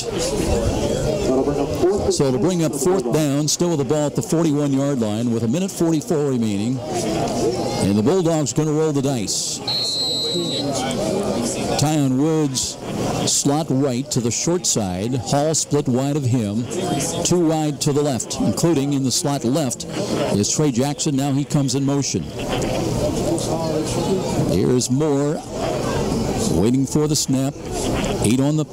No, they're going to kick out of that formation. And that ball hits inside the 20.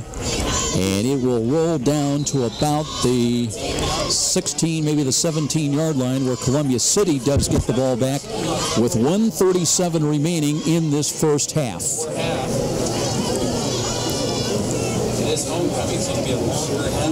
So New Haven and Jim Rowland deciding they will let their defense try to survive the final 97 seconds of this first half in this 22-0 lead.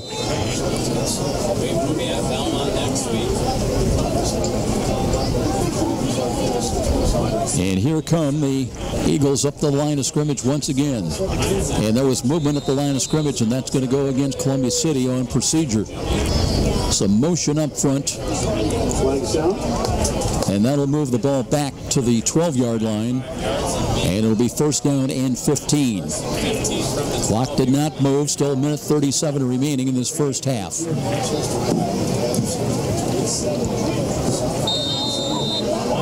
To play.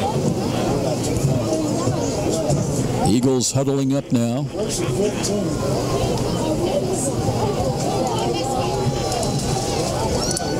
Carson Reed is the running back, the fullback. They've got motion now right side. Reed trying to find some running room, finds none. Maybe got back to the line of scrimmage at most. And that'll take the clock down to a minute 32, and I believe there was a timeout called. I believe New Haven is going to use one of theirs right now, as we'll have a stoppage down on the field with a timeout called by the Bulldogs. 22-0 New Haven. And we'll be back in 30 seconds. This is IHSAA football on Fox Sports, 1250 The Ticket. McDonald's knows that not all deals are good. Honey, what is that? It's called an umbrella. It's an umbrella for dudes. It comes with 6 different attachments. Flashlight, crowbar, stapler. You paid money for that? I did. Here's a great deal that's real. Kick up your morning with our new chorizo burritos. Zesty chicken chorizo, scrambled eggs, peppers, onions, and melty cheese in a flour tortilla. Get 2 chorizo burritos for just $3 at McDonald's. Limited time only. Prices and participation may vary. Price of single item posted on menu board. You're listening to the high school football game of the week on WGL Fort Wayne, Fox Sports 1250, The Ticket.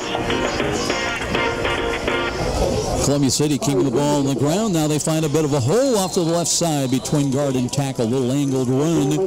And again, as we've seen many of the times in the first half for Columbia City, the Eagles able to get momentum and just drag tacklers with them, as that gain is all the way out across the 25-yard line, across the 30. They'll put it down right at the 30-yard line.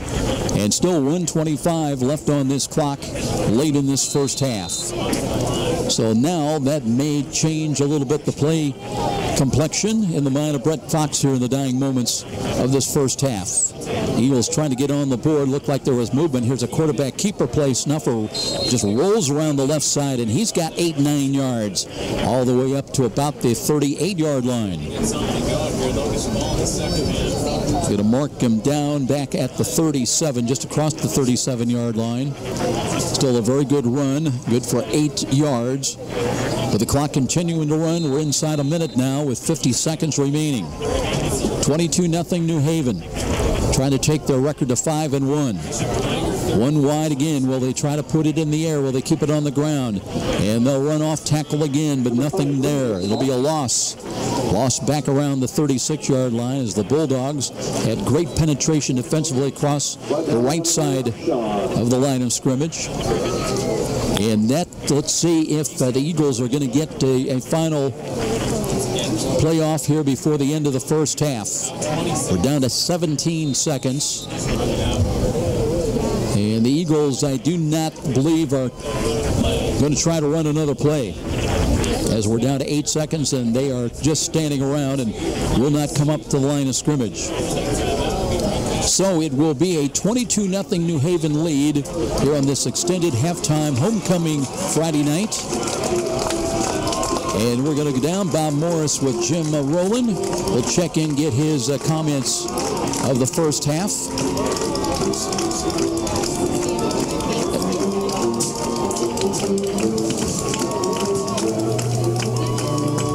And as soon as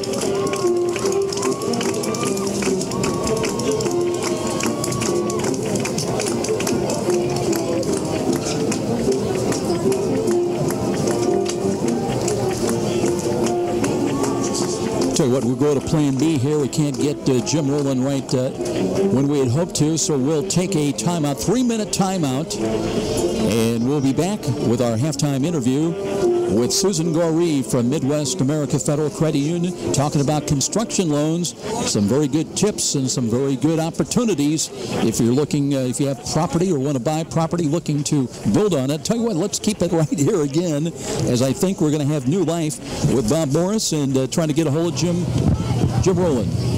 Here with head coach, Coach Rowland with New Haven. Coach, what a great half. I mean, homecoming and all. Keyshawn Moore and Jones both having great games. Yes, absolutely. I mean, tempo, we're getting an up-tempo offense. Things are rolling really well. Keyshawn's doing a good job making adjustments and calls on the fly, running the ball hard. We put the ball on the ground once. I'd like to clean that up. A couple penalties. Defense is playing well. I like what I see so far. Your defense has been doing a great job, too, against Columbia City. I mean, we're trying to figure out their offense and what their motive is, but it sounds like, it looks like you guys were very well prepared for tonight's game. Well, I mean, interestingly enough, we hadn't seen them run option on any of the film that we've had, so we weren't ready for the option, and it showed on a few plays, but we're going to make some adjustments here in halftime and hopefully shore that up. Sounds great. Thanks, Coach. Get in there with your team. State Representative Bob Morris with head coach Jim Rowland at halftime. Now we will take that 3-minute timeout. On the other side of the break, it'll be Susan Goree from Midwest America Federal Credit Union. And we'll be back with our halftime presentation. This is IHSAA football on Fox Sports 1250, The Ticket. Ladies and gentlemen, welcome to Hi, this is Russ Isaacs, former head football coach and athletic director at Snyder High School. I can tell you from personal experience that next to winning a championship, nothing compares to receiving a championship ring. The ring is a culmination of high achievement and adds tremendously to a student-athlete's self-esteem. Take it from the coach. Honor your achieving student-athlete with a championship ring from Signature Style Jewelry. Join the winner's circle. Get a free price quote and your artwork today. Call Todd Oliver, 800-273-8124, extension 3. That's 800-273-8124, extension 3. Write it down, 800-273-8124, extension 3. Or email him at todd@signaturestylegewelry.com. That's Todd at signaturestylegewelry.com. Signature Style Jewelry, the leading online retailer of championship rings, class rings, and fashion jewelry. Hi, Charlie Momper here from Momper Insulation. It's never too late to add insulation. You'll be amazed at the results when our Momper professionals retrofit your walls and attics with high-quality insulation. When we're finished, you'll stay warmer and hopefully save money on your heating bills as well. Momper, the #1 name in insulation since 1956. Call today at 432-7543. The market goes up, the market goes down. And if you're a typical investor, you may be playing games, trying to guess correctly when to buy, when to sell. That can be expensive and exhausting. Well, what if there was a local company with tons of investment experience to help you take some of the guesswork and worry out of investing? The name is Stifel, specializing in individual portfolio management. Stifel can help reduce the risk and worry of investing, building you a portfolio of quality, performing stocks and bonds. Give Stifel a call at 260-459-3989. So, that's the word you expect to hear when selling a home. And Rick Whitman from Century 21 Bradley can give you and your family the advice, expertise, and satisfaction to fit your needs when buying or selling a home. With Rick Whitman's nearly 40 years of can-do experience, you'll find an effective method to accomplish your goals. Select the proper loan and feel the comfort of your new home. When you think real estate, think Rick Whitman at Century 21 Bradley. Call 260-704-6565. Be sure to ask for Rick. Satisfied with your bank? Have you considered a credit union? Midwest America offers about any service you need. The convenience of free mobile banking, debit cards, ATMs, free online banking and bill payer, competitive loans, mortgages, more. Deposits insured to $500,000. Hey, consider this an invitation. Your next bank should be a credit union. Midwest America Federal Credit Union. Midwest America Federal Credit Union. Let's get back to the stadium with more IHSAA football action and Joe Barson on Fox Sports 1250, The Ticket. Welcome back, everybody. It is halftime of our Friday Night Lights feature, and we're joined right now by Susan Goree, who's a branch manager with Midwest America Federal Credit Union. And Susan, I know in the past we've talked about some refi specials and things dealing with the real estate market. And by the way, those very special good deals are still available. I want to start off with mentioning that. But here today, we want to change up a little bit and talking about something new, a little bit of a new type of subject, and that is construction loans. And I guess we need to start off with a little bit of a definition about construction loans, who those are for, and maybe how they differ from a regular layman's consumer perception of a mortgage loan or a home equity loan. Talk about construction loans and who are they for and what are they all about. Sure, Joe. Well, we're really excited to be offering construction loans to our members. Construction loans are basically for those members who are looking to build their own home. They want to design it themselves. They want to work with a builder and have a brand new home no one's ever lived in. It's kind of like getting that new car, that no one's ever drove. It's an awesome thing for people that can, build their own home. So this is an area that we wanted to move into so our members could do that locally here with the credit union. And this is really new and different because there was a time, and it's probably not that many years ago, when capital money was needed for construction loans. People thought they had to go to one of the big banks, and but not necessarily anymore. Credit union, and we want to stipulate not just any credit union, but Midwest Federal American Credit Union, Midwest America Federal Credit Union is really positioned. Discuss some of the ways and advantages presented by Midwest America Credit Union to ease the process of getting a construction loan. Well, we have it set up where you can do applications at any of our branches. We have mortgage specialists at all of our branches that do the construction loans. We do what's called a single construction perm loan, which is a one-time close. And this is a huge advantage for our members because they only pay closing costs one time throughout the process. And it's very simple. We work with the builder. We get the plans. We do the appraisal off the plans. And then once you close, we start to do the draws as the process goes through. And what's really nice is whatever money you put down, we'll use that down payment first. We'll use the members' money first. And then once we go into the financing, the members can make interest-only payments during the build. So they're very small payments that they do when the home is actually being built. Now, I know one of the big attractions is local decision-making by the branch, because even going back to home loans, I remember a time when, if you were with one of the big banks, you had to maybe get an approval out of Chicago and you had to wait, and there was that anxiety of wondering where things stood. But that's all different with Midwest America Federal Credit Union. That's right. Yeah, we have local decisioning. So, the decisions are being made right here in Fort Wayne. We can try to get a decision, quickly, because we have a department that's, dedicated to getting those decisions out quickly. And then also local servicing, Joe, which is another huge factor. Once you have the loan and you're in that home and you're escrowing, you don't want to worry about paying your homeowner's insurance and making sure the taxes are paid. We will do all of that for you. And if you ever were to get a notice or had a question about that, you could walk into your local branch and say, hey, I got this bill, I'm escrowing, and we'll take care of it for you. You don't have to get on the phone and, push two for this person and push, and go from one person to another. You can walk into a branch and actually talk to someone face to face. Now, there are some caveats to this, and as far as a construction loan, you have an approved list of builders, and talk a little bit about that. It's pretty significant list. It's just not one or two. Sure. We already have several builders in the area that we're hooked up with that are on our approved list, and we're adding to the list, daily. And if there is a builder that's not on our list, it's a very simple process, but we do that for the security of our members. We want to make sure the builders are, qualified, that they've been verified. That's a protection for us as well as the member.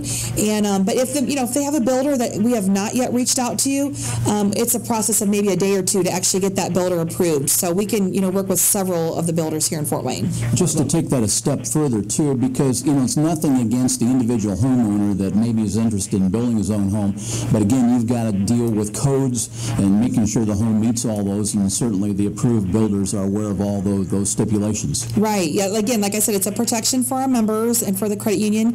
And the builders have been, they're great to work with. They help the member through the process as well. And we're just trying to make it, a team effort to give them a good experience. Well, Okay, let's talk Turkey here now. Rates have been really, when we talk in terms of mortgage loans, have been really attractive for some time now. And let's talk on a comparative basis how Midwest America Federal Credit Union stacks up with say, one of the bigger banks when it comes to construction loans as far as competitive rates and payback terms. Can you talk to some extent about that? Well, sure. We give reports out to our mortgage specialist probably about once a week where we do comparisons in the area of local banks and local credit unions, and we check to see where does our rates fall with these other institutions, because we want to be competitive. We want to give our members the best rate, and I mean it consistently. We are being competitive, and our rates stay low. So that's just another member benefit of being part of Midwest America. I want to pass along a number here to get more information. If you're interested in a construction loan and need one, contact Susan Goree. The number is 260-482-3334. That's 482-3334. By the way, Susan Goree's NMLS number is 630704. That's 630704. Talk a little bit about service after the closing. What kind of things can come up, and how is Midwest America Credit Union positioned to help and be a problem solver? Well, we're here for the member all throughout the process, whether it be through the application or after the closing. Like I said, we have a servicing department that helps do all the servicing after the mortgage is closed. So whether you're, in the initial stages of doing the application, or you're closed, or we're taking care of the servicing part with your escrow, someone locally can help you with that throughout every process. And the other thing I want to drop in as we close here, I think it's important, if you already own land, you're looking to then maybe build on that, there's a great benefit, because that value of the land can serve as equity toward your down payment. Talk about that. Definitely. If you own land and it's clear, and whatever the value of that home is, let's say the land is worth $50,000. Well, when you do your application, we will write that land in on the deal, and you automatically have $50,000 that you're, quote, putting down on the mortgage. So it helps you to, bring that loan to value down to kind of avoid PMI insurance or whatever the situation is you're trying to do. That land will work as an equity and be a benefit for you in the process. Susan Goree with us here tonight. That number again, 482-3334. Midwest America Federal Credit Union is an equal housing lender. So you're ready? You need a construction loan? Consider a credit union, but not just any credit union. Consider Midwest America Federal Credit Union. Now let's get back to more of our football halftime coverage right here on Fox Sports 1250, The Ticket. Missed a great high school game recently? Or simply want to revisit that game-changing electric play that turned everything all around? Well, now there's a great new opportunity to do just that. Catch all the exciting action of our live radio broadcast simply by visiting SummitCitySports.com after our game broadcast. Plus, many other high school sports highlights to choose from as well. It's all new and available now at SummitCitySports.com. Trust the doctors at the IPFW Athletics and the Fort Wayne Comets Trust. Aaron Chiropractic is well known for providing quality yet cost-effective care for sports injuries, muscle, or joint problems. They're one of the only clinics in the region to provide its patients with pain relief utilizing numerous therapies, including acupuncture, massage, and rehabilitation. Aaron Chiropractic is conveniently located in Northeast Fort Wayne. Find us on the web at aaronchiro.com or call 492-8811 to schedule an appointment. You've heard the saying, it's all about the Benjamins. Nothing could be more true at Tom Steele Tire, where it's all about saving you money. For over 35 years, this family-owned business has been saving Fort Wayne drivers lots of Benjamins. Offering quality tires and ASE-certified mechanical service for your car, and that includes an oil change and tire rotation special, all for just $24.95. 2 convenient locations in Fort Wayne to serve you. Tom Steele Tire, not just a tire store, but a complete automotive center.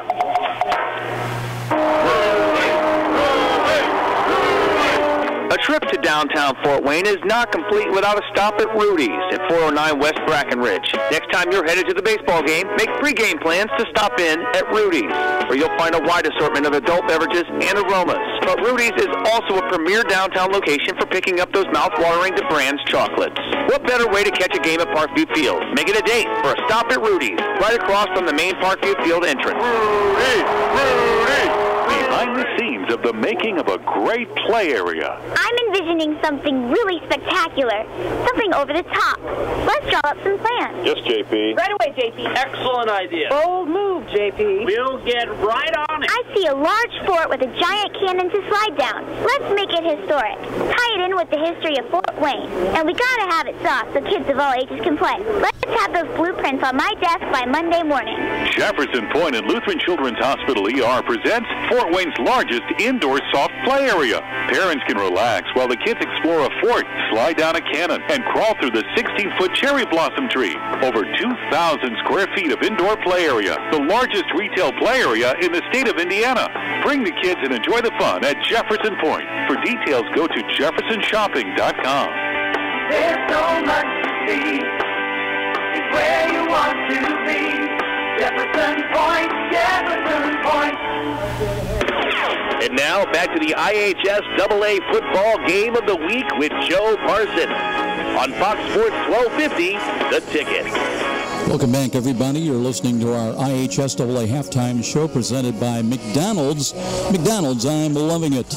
And coming up later tonight will be the Walburn Financial Management postgame show, providing bookkeeping and tax services for the little guy.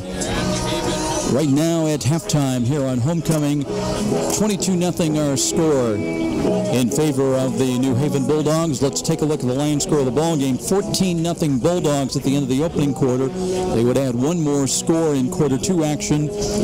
Good for a touchdown and 2-point conversions. The Bulldogs have pulled off two 2-point conversions tonight after missing an extra point attempt on their first touchdown. It all started at the 10:51 mark on a 7-yard touchdown pass from Keyshawn Moore to Trey Jackson. The extra point attempt was missed, and it was 6-0 in favor of New Haven.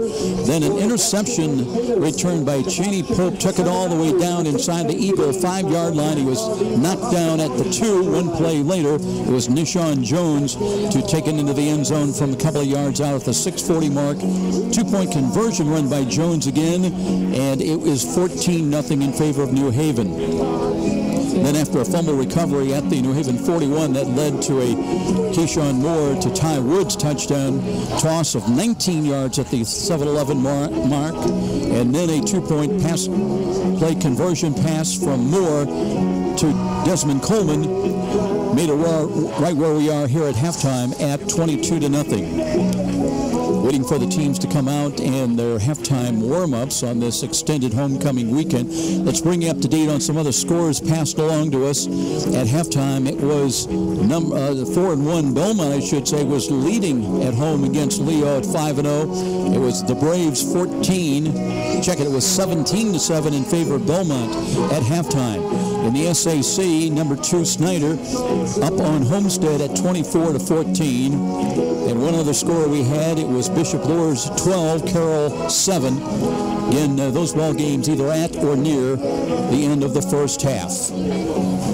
We'll take another 3-minute timeout, and we'll be back with more of our halftime coverage, getting ready to start the second half. State Representative Bob Morris with us, and what an absolutely gorgeous football Friday night we've got here in New Haven. 73 degrees at kickoff, and just a gorgeous low humidity, and you'd love to keep this for another 4 or 5 weeks if you could. 22-0 New Haven at the half, and we'll be back. This is IHS LA Football on Fox Sports 1250, The Ticket. You're a super fan who will tailgate anywhere. The pros? Check.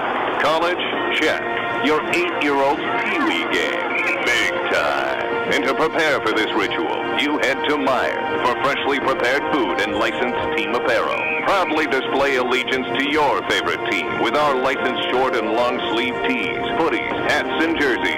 Plus, load up on fresh meats, snacks, and drinks. So don't just tailgate. Tail later at Meijer. Brought to you by Meijer. Meijer is proud to support IHSAA football. Every day, Fast Signs helps businesses like yours with your visual communications. We ask the right questions, recommend smart solutions, and help you build your business.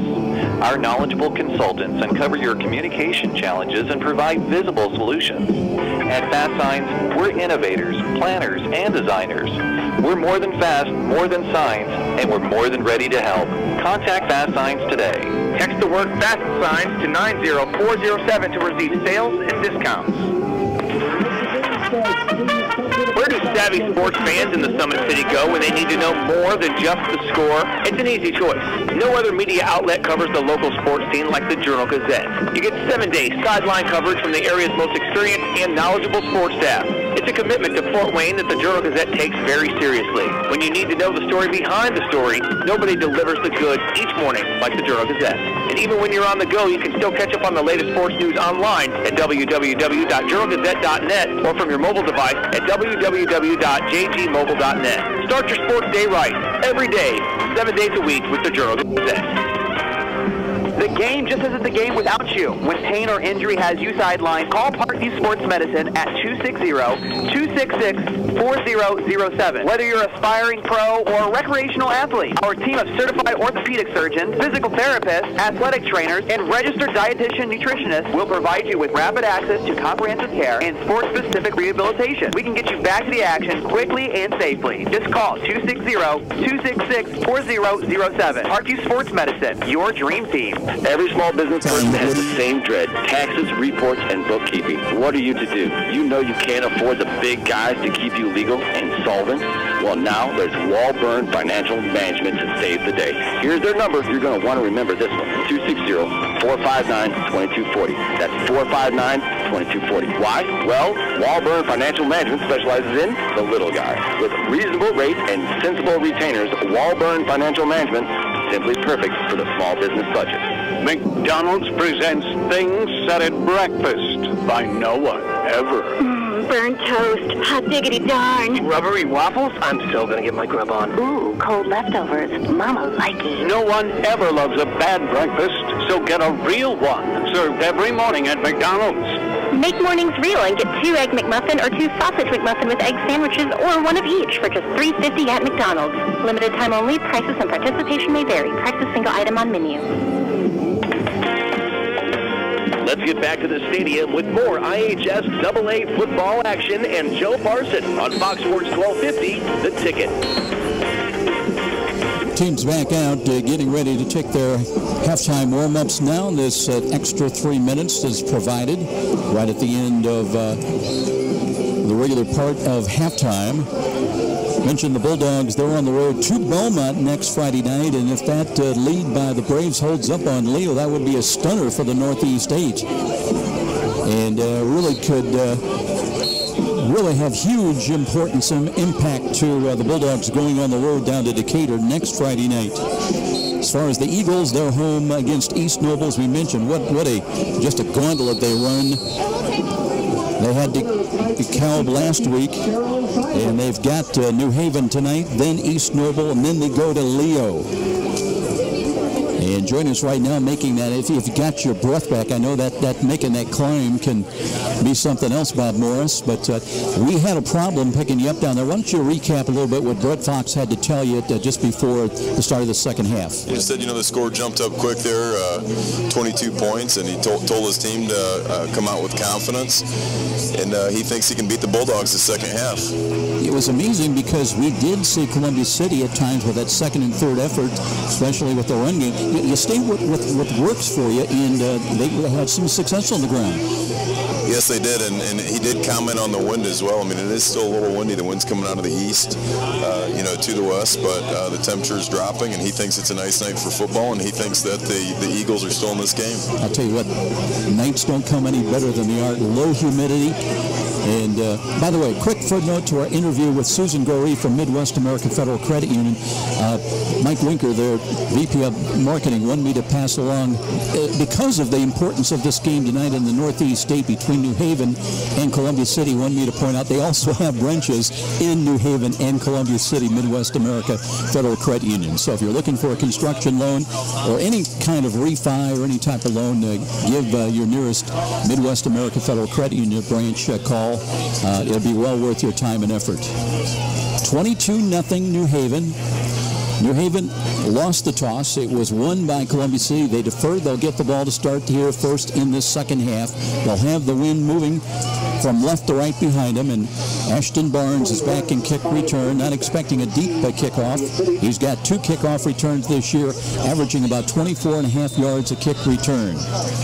So here we go, 22-0 Bulldogs. High end over end short kick, and that'll be fielded up at the 35-yard line and return straight ahead to the 40. So right off the bat, the Eagles are going to have great field position. 1st and 10, right about their own 40-yard line. I'm not sure who that was that made that tackle, number 31. One of the up front guys as far as the return. Number 31, and I don't see that here on our roster, but he sure hit him hard. So here we go, and Columbia City is going to stay with that very tight wing offense. 2 wings kind of slanting in and a fullback up. Here's Davin Lawrence, but they'll give it to, is that Reed, I believe, off tackle to the left side, and he'll get maybe 3-4 yards up to the 44. Ryan Perkins, the senior at 6'1", he knows how to tackle. He hit him right at his knees, took him out at his knees, and he could go nowhere but to the ground. But after a pickup of 5, so again, Columbia City accomplishes what they want on 1st down. 1st and 5, opening possession of the second half. Belmont in the lead over Leo. Remember, Leo lost their quarterback through a collarbone injury. And here's a quarterback keeper play and a curl play around the left end by Snuffer, who is knocked down just short of midfield inside his own 49. That's very close to a 1st down, though, and brings up a very manageable 3rd down and short. They're going to have to reposition that down marker. It will be about a half a yard away from the 1st down stick. 1 wide to the left, but Columbia City has not really shown much of a tendency wanting to throw the ball. And Snuffer runs straight ahead, has got the 1st down to the New Haven, just outside the 48-yard line. That's the first time Ricky Sexton, they brought the tackle from the left side and blew the nose tackle right away. Ricky Sexton there for the Bulldogs was not in on that play, Joe. State Representative Bob Morris with us tonight. I was going back to your interview with Jim Rowland, really intrigued what he had to tell you about. They weren't really prepared against the option run a lot here tonight by Columbia City, but coaches will tell you it's all about adjustments, especially at halftime. 1st and 10. Here's a give again. Reed off tackle, spun around, back pedals. He's inside the 40, 35, 30, behind the defense. He's got a chance, and there goes the shutout for New Haven. It will be a touchdown run of 48 yards by Carson Reed. New Haven thought they had him. They did not. Touchdown. Eagles go on the board to make it 22-6. Exactly what Coach Fox said. We're going to get the ball and we're going to score here, Joe. When I chatted with him at halftime, he said we have to come out, we have to score quick, and they did just that. And you know, Joe, they were in the locker room for quite some time. He was asking the official if they were going to get another 3 minutes to warm up, because when they came out of the locker room there was only 40 seconds before the whistle was supposed to blow. Now the extra point, left-footed kicker is coming on. That's Devin Stahl, was one for 2 on extra points. Left-footed kicker is on the way, and it is good. Joe, he almost kicked that out of the stadium here. That was an incredible extra point kick. Got a lot of leg into that. 22-7, Eagles on the board, but trailing it still here on homecoming against New Haven. We'll be back. This is IHSAA football on Fox Sports, 1250 The Ticket. Hi, I'm Charlie Momper from Momper Insulation. We've been around since 1956, and we're still the #1 name in insulation. Chances are you've seen us re-insulating a home in your neighborhood, where we blow insulation into the sidewalls and attic to make your heating and cooling more efficient. Give us a call and let's talk about all the insulation options we have available to help you save money. I know we can do the job for you. You've got my word on it. Call us at 432-7543. And now back to the IHSAA football game of the week with Joe Parsons on Fox Sports 1250, The Ticket. Well, we saw a second effort being kind of a keynote offensively for the Eagles, although they didn't have points on the board. Bob Morris in the first half. Carson Reed, though, it looked like New Haven had him stopped. No, he spun away, broke away, 48 yards for the touchdown. If he keeps that up, this is going to be an interesting half. If he keeps running like that, they could not catch him. Let's see now how Columbia City works with their defense. Will they go onside? No, they kick it. Low line drive, far side. That's picked up inside the 20 to the middle of the field, trying to run wide to the left side, turning his 25, 30, 35, 40, 45, 50, and out of bounds near side. So New Haven gets a good run back this time by Dimitri Shaw. And Shaw, and I tell you, these New Haven return specialists are something else. You get them just a little bit of a block, a seam, and they can turn the corner, and they pick up big real estate. He gained an extra 25 yards there. I thought he was going to be tackled on the 15, and like you said, Joe, he got a great block, and up the left side he came. Now they've got it 1st and 10, obviously at the Eagle 49. Trips packaged wide to the right. And Keyshawn Moore out of the shotgun formation and penalty flag. There was a flinch on the right side, and that one goes against the Bulldogs. And that will not make Jim Rowland happy. Instead of 1st and 10, it'll be 1st and 15. The ball comes back to the 46 of New Haven. Right now, it feels like the energy's on the Eagle side. Momentum can be fickle. Now let's see, it'll be an empty backfield for Keyshawn Moore. 3 wide to the right, 2 wide to the left. Empty backfield, Moore. Draw, run, Moore. Spun around, dropped, got back to midfield, got the penalty yardage basically back. Going to give him a good spot of the ball right at the 49 of Columbia City. So it'll be 2nd down and 10. 2nd and 10 for the Bulldogs. And Jake Whitehead's been averaging a sack a game. We'll see if he can get in there here, Joe, and he'll make a difference in this game. Same set, empty backfield. Moore again, 3 wide to the right. Motion now by Nishan Jones. They have 4 wide to the right. They screen the ball to him. He's got it looking for a block. Cuts to the 45. Spun around. No, he's still on his feet. Cuts back to the left 40, 35, 30, and angling inside the 15 to the 10 to the 5. And a touchdown for Nishan Jones. That'll be a 49-yard touchdown. It's really pass play completion. Keyshawn Moore to Nishan Jones. 48 yards, Bobby. He ran about 70. An explosive run there at the end. And the Eagles could not catch him. I thought Bolt might get him, and he did not catch him. So Moore with his 3rd touchdown pass of the ball game, and it's just a simple bubble screen to the right. You're looking maybe to get a 1st down, and Jones had much more in mind. He cut back to his left and angled down the left sidelines all the way to the house. The senior Josh Christen with the Eagles just had his hands on his hips and just shaking his head. He could not believe what just happened there. Now there was a problem on the extra point try. New Haven has to burn a timeout. We'll step out quick. No, we won't. We'll keep it right here. Not sure exactly what that one is about. Bevan Hall was back there, and whether they were short a man, looking down the roster, somebody, and that's got to be embarrassing when they're pointing to you. You're supposed to be out there, young man. Joe, I'm looking down here to the barbecue area. It looks like they're still grilling some chicken down here. You obviously didn't get dinner, did you? Well, they're going to bring Austin Myers out. And he should, maybe he thought they were going to try for 2, but he's the place kicker. Austin Myers, 14 of 19 in extra points. He missed the first one of the ball game. We are at the 9:32 mark. And here's the hole. The kick is on the way. That's angling a little bit to the right, but it's good. Caught the inside the right upright.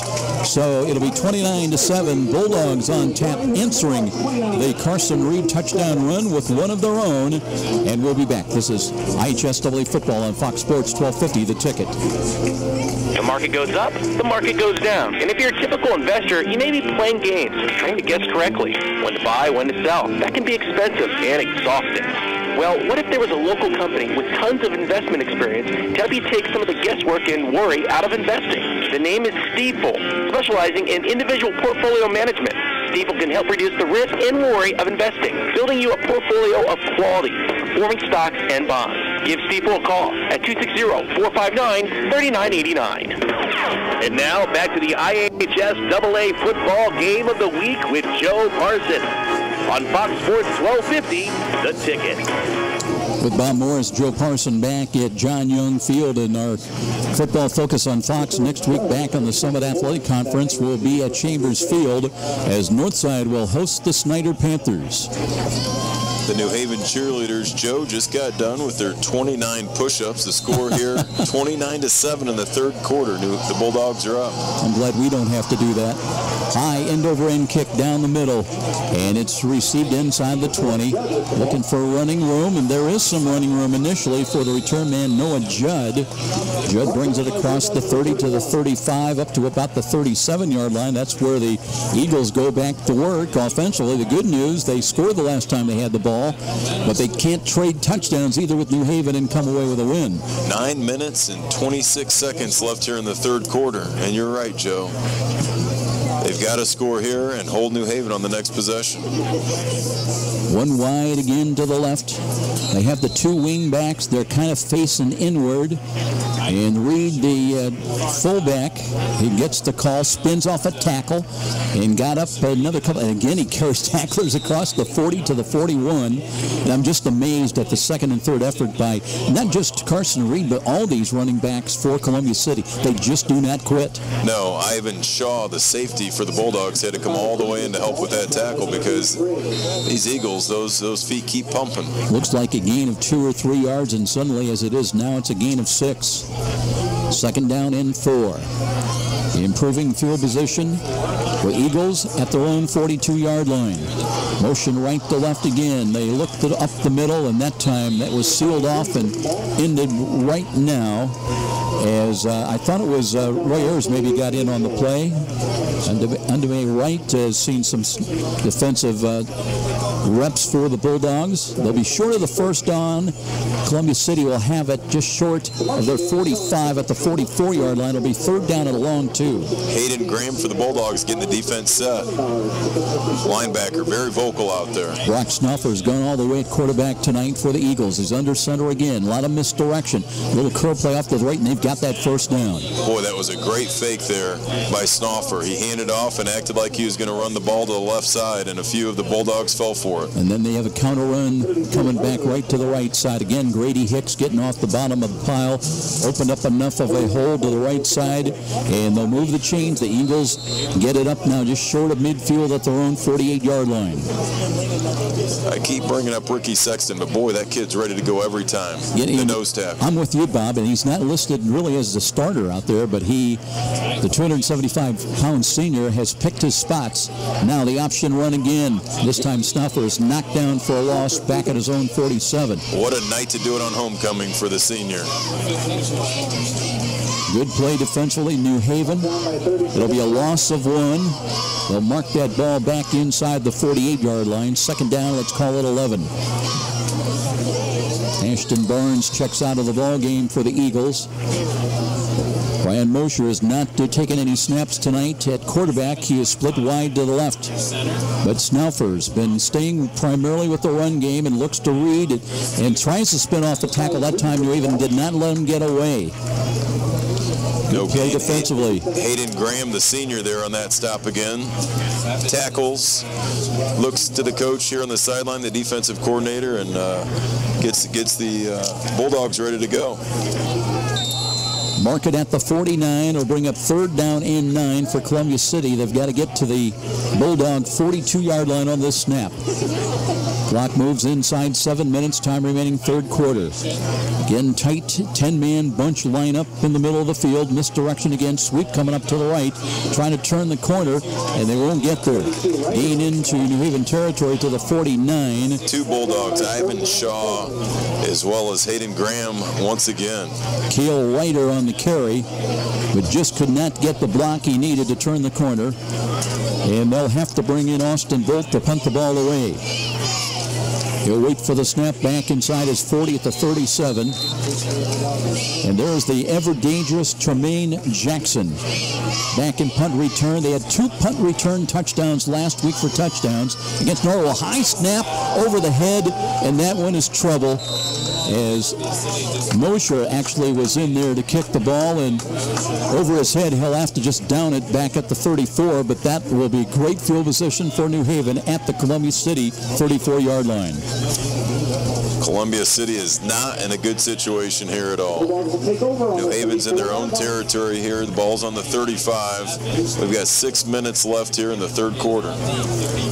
Scores 29, New Haven, 7 for Columbia City. Empty backfield again for the Bulldogs. They got Moshe out of that trips package, but here's Keyshawn Moore. He did hand it off, and looking to the short side, not much running room. Very difficult for Tyon Woods to find a little bit of a seam to work with. He's run out of bounds after a gain, though, of about 5 or 6. Didn't think he got that much, Bob, but and he ran out of bounds as well, so the clock stops. That's good news for the Eagles. Second down and 4. They'll stay with the same set, 3 wide to the right. Moore out of the shotgun, 2 wide to the left. Up in the slot is Nishan Jones. Moore now might changing the play call with 13 on the play clock. Moore barking out the signals, has got a quarterback draw. They've wrapped him up. He fights his way down to about the 26.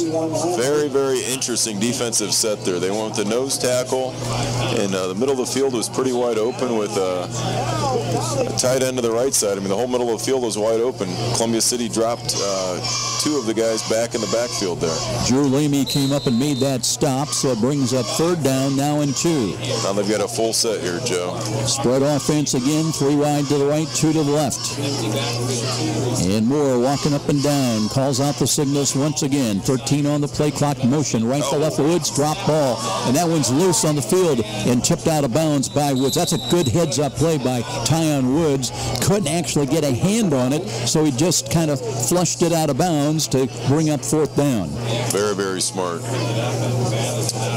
Because the Eagles had a player right there. They had Trevor Sharpenberg, I should say, rather. He's a senior. He was right there to recover that ball, and Tyon just literally pushed it out of bounds. Another one, Bevan Hall and Bryce Hall wide to the right, and 2 wide to the left to bring Nishan Jones back in as a running back. It'll be 4th down and 5.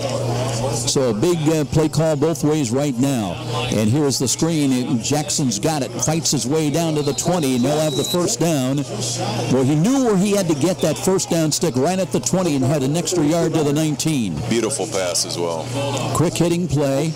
So New Haven on 4th down gambles, and it pays off. They'll have 1st and 10 at the Eagle 19-yard line. 29-7 our score. Just over 5 minutes remaining in this third quarter.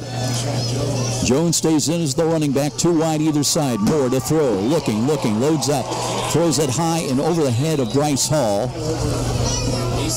That time, I don't think Moore really squared up and stepped into that throw. He just kind of flipped it and went over the heads of Bryce Hall. Incomplete, stops the clock with 5:07 remaining here in the third quarter. 2nd down and 10. Still at the 19-yard line. Moore sets up out of the pistol.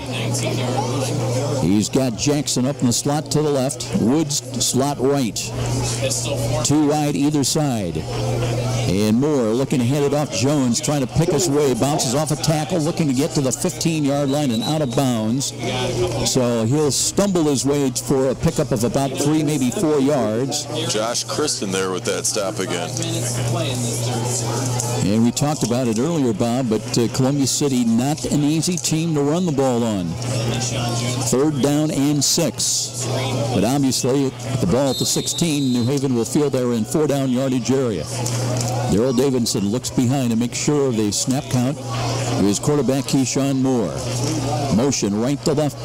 And here's a play-action fake, and now Harris Moore wanted to run off tackle, has to throw the ball away, and actually was looking for Bevan Hall on a crossing pattern, incomplete. And Moore took a bit of a hit after he delivered that ball. Incomplete. It'll bring up 4th down. Jackson Wilcoxon. That was one heck of a hit.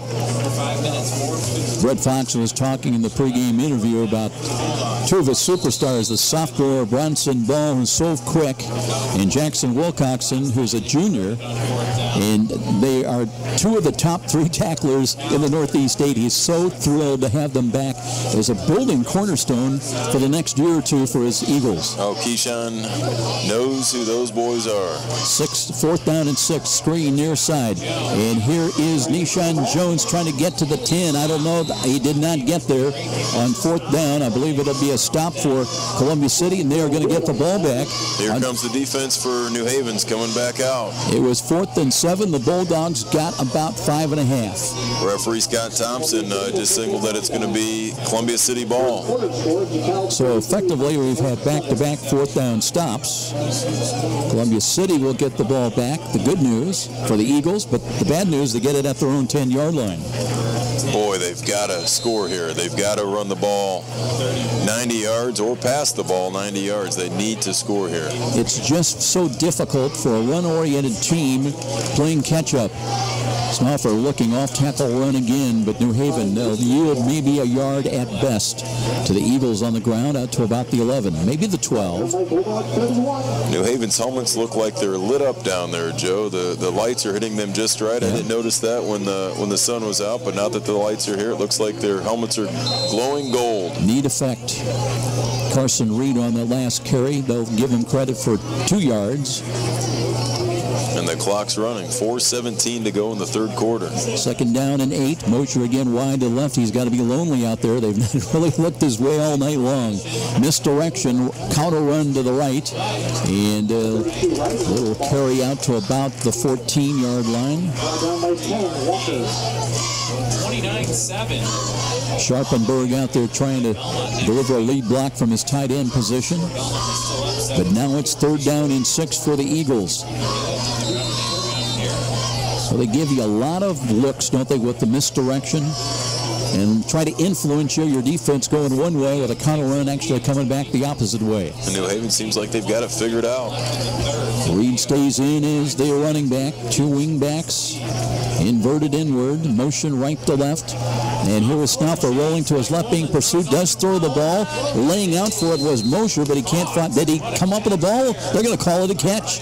He's got it up across the 25, and they'll move the chains for the Columbia City Eagles. Desmond Coleman laid a hit on Snoffer there after he got rid of that ball. If he didn't get rid of the ball, he was going to be sacked on about the 7-yard line, but Coleman putting a big hit on Snoffer. But I'll tell you what, credit Ryan Mosher. He laid out for that ball, had to go down. I didn't think he had a chance for it, but he cradled it in nicely, and it'll be 1st and 10 for the Eagles. New set of downs to work with, 1st and 10 at their own 28.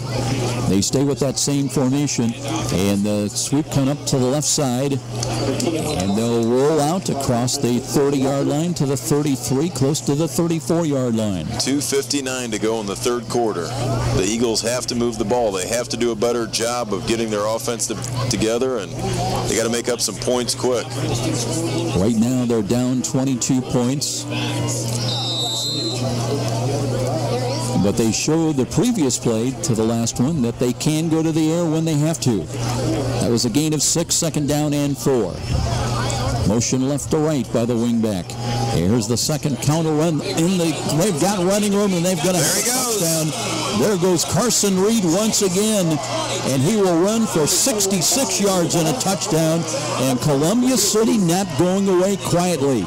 I don't see any yellow handkerchiefs out there. 66-yard jaunt by Carson Reed at the 2:22 mark, and that'll make it 29-13, and the Eagles on the board again. 2:22 to go here in the third quarter. That was a must-needed score. Well, once he got to the second level, Bob, there was nobody in gold helmets around. He was flying like an eagle. There you go. Now they'll come on for the extra point try. Devin Stahl, left-footed kicker, waiting for the snap. Hold is good. Kick is on the way, long enough. There goes the ball again over the scoreboard, Joe. And it is good. 29-14, so we're back to a 15-point ball game. And maybe Jim Rowland get a little nervous. He wants to call his team over and talk to him. We'll be back after this timeout. This is IHSAA football on Fox Sports 1250, The Ticket. So, that's the word support you expect to hear when selling a home. And Rick Whitman from Century 21 Bradley can give you and your family the advice, expertise, and satisfaction to fit your needs when buying or selling a home. With Rick Whitman's nearly 40 years of can-do experience, you'll find an effective method to accomplish your goals, select the proper loan, and feel the comfort of your new home. When you think real estate, think Rick Whitman at Century 21 Bradley. Call 260-704-6565. Be sure to ask for Rick. Let's get back to the stadium with more IHS AA football action and Joe Parson on Fox Sports 1250, The Ticket. State Representative Bob Morris with you here tonight on homecoming at New Haven. The Bulldogs clear sailing for the first two quarters, led 14-0 at the end of the opening quarter, 22-0 at halftime. But now they've been trading touchdowns with the Eagles on two long touchdown runs, one of 48 yards by Carson Reed, and most recently adding a 66-yard dash. And now it's a 15-point ball game. It's like Bryce Hall here trying to get the Bulldogs together and trying to get them fired up here on this this kickoff. Not expecting a deep kick again. Maybe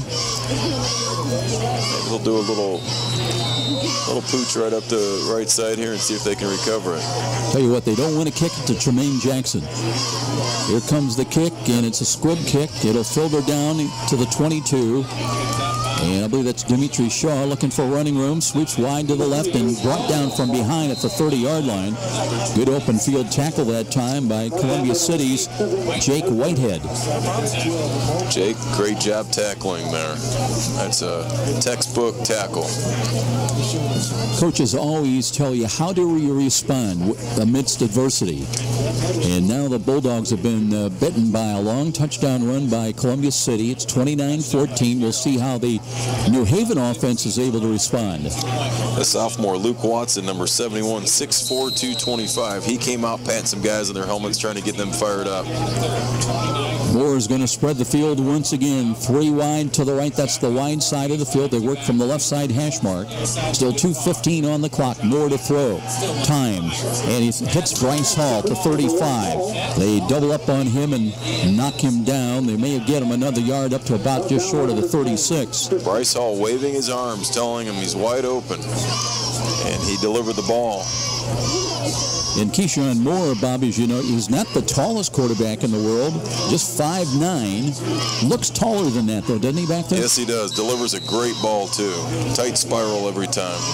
Bulldogs pick up 6, need 4.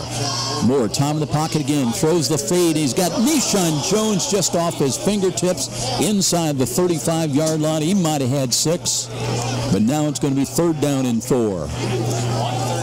Moore steps back and just slings the ball, and beautiful pass again, right into his hands, and it went right through to Nishan Jones. And Nishan Jones is going back right now and telling him that was a beautiful pass, and I'll get it next time.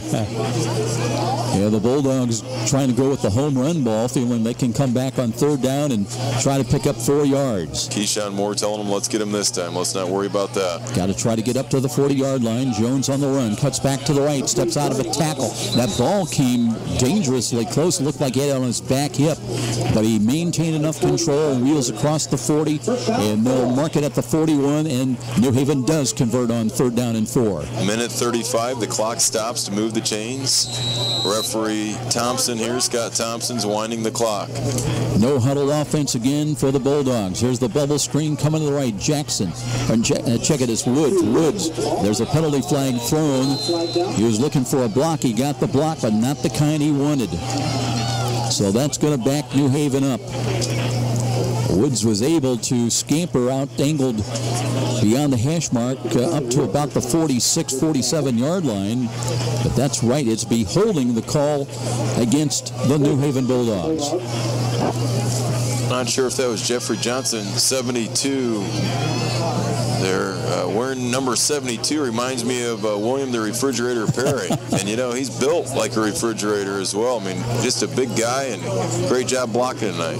Tell some of these kids have found the golden arches, haven't they? That's right. Holding penalty from the spot of the foul will move the ball back to the New Haven 36. Bryce Hall's wide open out here, Joe, again. See if the Eagles can cover him. New Haven had 7 penalties for 68 yards here last week against Norwell. That one backs them up. It'll be first down and long. First and about 17. Moore rolls to his left, throws in the flats. Woods got the ball. Lets one get by, but can't get by a second. Gave ground back around the 35. So a net gain of only a couple of yards to bring up second down and long. Cody McClure, the senior for the Eagles, hit him hard. Man, that kid, when he tackles and he hits a kid. And the thing that really impresses me about Columbia City, not just one, but they'll flow to the football defensively. They'll have 2 and 3 coming in a hurry. They swarm in a hurry, that's right. And McClure seems like he's always right there. He jumps up, starts patting the guys in their helmets. Let's go. He's trying to get them fired up. 37 seconds to go here. New Haven's slow to the line, which is smart. They're trying to kill the clock. Maybe the final snap of this third quarter. We're down to 27 seconds remaining. Second down and about 16. Woods, the lone wide out to the right. Desmond Coleman off to the left side. Gets a block, and here's Nishan Jones. Gets to the 45, and short of midfield. Hit out of bounds on the near side. At least New Haven fans thought there was a late hit out of bounds. That was awfully close, but yeah, the fans wanted the motioning for the referee to throw the flag. They're still yelling at the referee. You don't win too many of those pleas, though. He's short of the first down stick by about 2.5, 3 yards. You know, long ago I was going to start a book of everything that fans say to referees. There's another flag. That time, I believe Moore came with a hard count, and defensively it was Colton Wood that may have encroached.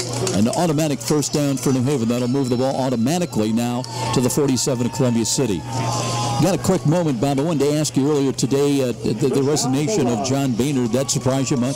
Yes, it did. It did. You know, the Pope was there yesterday speaking to Congress, and today Speaker Boehner, put his resignation in effective October. It'll be interesting to see who the next speaker will be. But Speaker Boehner under a lot of pressure. Inside handoff, Coleman dragging a tackler to the 40 to the 39. Little inside. That's a little different look on a handoff that we've seen. The inside handoff to Desmond Coleman, and he'll pick up about 7 yards. I want to ask you about your impressions as we go now to the fourth quarter. After 3 quarters, it's 29-14. Bulldogs on the move, and they'll have it third down and short when we return to John Young Field. This is IHSAA football on Fox Sports 1250 The Ticket. The game just isn't the game without you. When pain or injury has you sidelined, call Parkview Sports Medicine at 260-266-4007. Whether you're an aspiring pro or recreational athlete, our team of certified orthopedic surgeons, physical therapists, athletic trainers, and registered dietitian nutritionists will provide you with rapid access to comprehensive care and sport-specific rehabilitation. We can get you back to the action quickly and safely. Just call 260-266-4007. Parkview Sports Medicine, your dream team. Satisfied with your bank? Have you considered a credit union? Midwest America offers about any service you need. The convenience of free mobile banking, debit cards, ATMs, free online banking and bill payer, competitive loans, mortgages, and more. Deposits insured to $500,000. Hey, consider this an invitation. Your next bank should be a credit union. Midwest America Federal Credit Union. Midwest America Federal Credit Union. You're listening to the high school football game of the week on WGL Fort Wayne, Fox Sports 1250, The Ticket.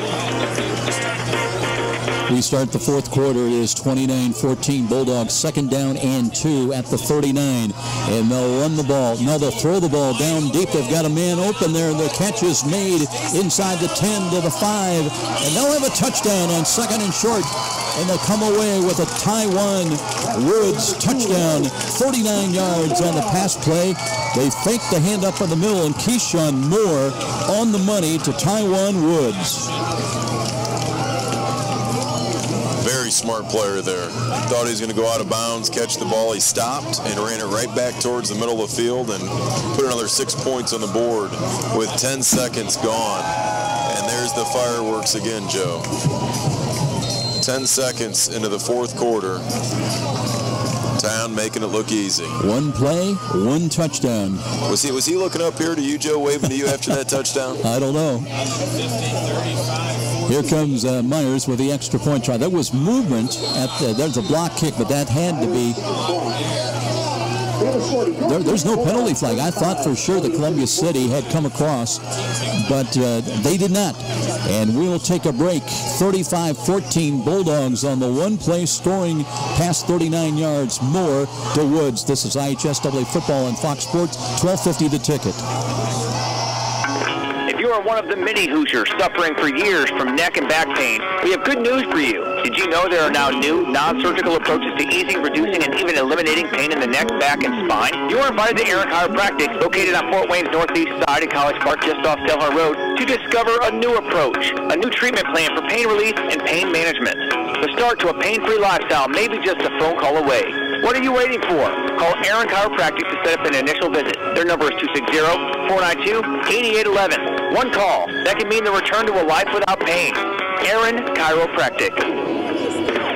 And now back to the IHSAA football game of the week with Joe Parson on Fox Sports 1250, The Ticket. So it's 35-14 in favor of the Bulldogs. They'll kick from left to right. And the Eagles now 3 touchdowns, 3 scores behind, down 21. Short, high, end over and kick, bounds away. That's a free ball picked up and run to the 30-yard line, and that is it. Bob, before the end of the quarter, I started to ask you, big day with the Pope Francis coming and speaking before Congress. I wanted to get your impressions of that speech to the Congress. Well, I was very impressed with his message to Congress, and for those representatives that represent our country, but very, very motivational. And what's interesting about Pope Francis is how he pulls all faiths together, and the message that was received to the Congress, very inspirational to me, and I know those members of Congress. 35-14 here. It's Columbia City now. Snuffer off tackle run to the left, and boy, New Haven shuts that down right now. Not too many people looking at Pope Francis being the president of the Vatican, and its own country as well, but also he represents the Roman Catholic Church. So pretty interesting when people inquire as far as why the Pope of the leader of the Catholic Church would address Congress, but he's also a president as well. So we respect that. And a lot of messages about social justice as well. Loss of about a half a yard, second down, let's call it 11. Snuffer under center. And looking, he's got motion right to left, drops back to throw, being pursued, and they've got him for a sack. Levy wanted to try to throw that ball. Take your pick. 3 of the Bulldogs were there to track him down and drop him back around the 23-yard line. The same name, Desmond Coleman. He gets in there every play, and he's shaking hands and getting his teammates fired up right now. Desmond Coleman for the Bulldogs. So that's a loss all the way back to the 23. 3rd down and 17. Eagles, their challenge is to get the ball up to their own 40-yard line on this snap. 10:35 to play. They need to start moving quicker, Joe. These Eagles need to get to the line. They need to get their play off. And down 21, and time is much of a factor as anything. It's now for again under center's got motion right side, looking on the counter run and a little hesitation move, and there's nothing there. There'll be another loss in the play, in New Haven beginning to adjust very nicely to those counter runs. Carrington Walker was in the area for that stop. And a very good halftime show from the band as well. Out there playing. They've been kind of quiet in the stands now. Bob, we were talking earlier, just a full afternoon and evening downtown parade, all the fire engines, and the skydivers coming in. They do it up right here in New Haven on homecoming. Here's the punt away, and that one is going to back away. It takes a bit of an eagle bounce inside the New Haven 40 down to the 30. Well, they nudged it forward for another yard. They'll bring it back to the 36. That is where Keyshawn Moore goes to work again. Offensively, his team on homecoming ahead of Columbia City 35-14. Dalton Borton doing that little shuffle there with the football, trying to get the ball to go another yard. But yeah, Joe, New Haven's definitely the sense of community here, and when I come over here to visit the mayor of New Haven and discuss issues with him, always just a great sense of community when I grab a sandwich with the mayor and eat. But seeing almost every business putting Go Bulldogs on their windows taking you back to yesteryear. Yeah, no question about it. Here's a throw right side, the out pattern. There's Bryce Hall's got the catch. Coverage was pretty good that time. Applied by number 23. That was Noah Driver. I thought he was going to get that interception there, Joe. But Hall used his body, got in front, positioned himself very well. And how about Moore throwing it a back shoulder throw that only Bryce Hall was going to have a chance to catch that ball. And the confidence that he possesses play after play and telling his teammates where to go. Keyshawn Moore, definitely a class act. Yeah, he's gone all the way tonight for the Bulldogs at quarterback, and they're glad to get Nishan Jones back as a running back as well. And here is Moore looking to throw, steps up, throws down, looking for Woods. Woods has the ball inside the 5, and he's got a touchdown. Big play again. That'll be 53 yards and a touchdown pass. Moore, once again, to a wide-open Taiwan Woods back-to-back touchdowns. These New Haven fans are going crazy. Keyshawn Moore, he's a junior. Wait until he's a senior what he can do. I don't know what more he can do. The way he threw that ball right there, hit him perfectly. Well, the previous series, he hit Woods for 39 yards. This one for 53 yards. That brought the band up. Now the band's playing their fight song. And those cheerleaders now, will they do 41 or will they do 42 push-ups? Austin Meyer comes on to attempt the extra point. Waiting for the snap, right-footed kick, and on the way, end over end, and it is good.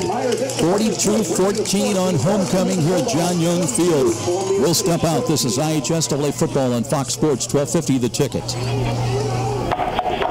You've heard the saying, it's all about the Benjamins. Nothing could be more true at Tom Steele Tire, where it's all about saving you money. For over 35 years, this family-owned business has been saving Fort Wayne drivers lots of Benjamins. Offering quality tires and ASE-certified mechanical service for your car, and that includes an oil change and tire rotation special, all for just $24.95. 2 convenient locations in Fort Wayne to serve you. Tom Steele Tire, not just a tire store, but a complete automotive center. Let's get back to the stadium with more IHSAA football action and Joe Parson on Fox Sports 1250, The Ticket. Now, Keyshawn Moore putting on a show tonight, throwing the ball long and deep, and he's had some great catches by Taiwan Woods. His last 2 scoring touchdowns from long range. And now New Haven, Bob Morris, has got their biggest lead of the night at 28 points. Yes, the Eagles definitely got defeated there. Bulldogs ready to kick it away from left to right. Line drive kick end over end. That's fielded over the shoulder and a return by Noah Judd. Judd turns back upfield, brings it back across the 20, 25, and up to about the 27, maybe the 28-yard line. That's where the Eagles go back to work offensively, but they have been burned. They've had some big, long scoring running touchdowns, but they've also given up some long passing touchdowns to New Haven. A lot of sophomores on this Columbia City team playing tonight, so they'll be interesting to see here in the next couple of years how they gel together and win some football games. Yeah, that's a great point. And again, around their defense, led by Bronson Ball, a sophomore, and Jackson Wilcoxon. Austin Bolt. All young players, all talented young players that are very quick. Motion left to right by Ryder. Now they run off tackle, and there's Reed trying to bring it up to the 30, maybe to the 33. So the Eagles are going to stay with their bread and butter. Belmont takes the lead.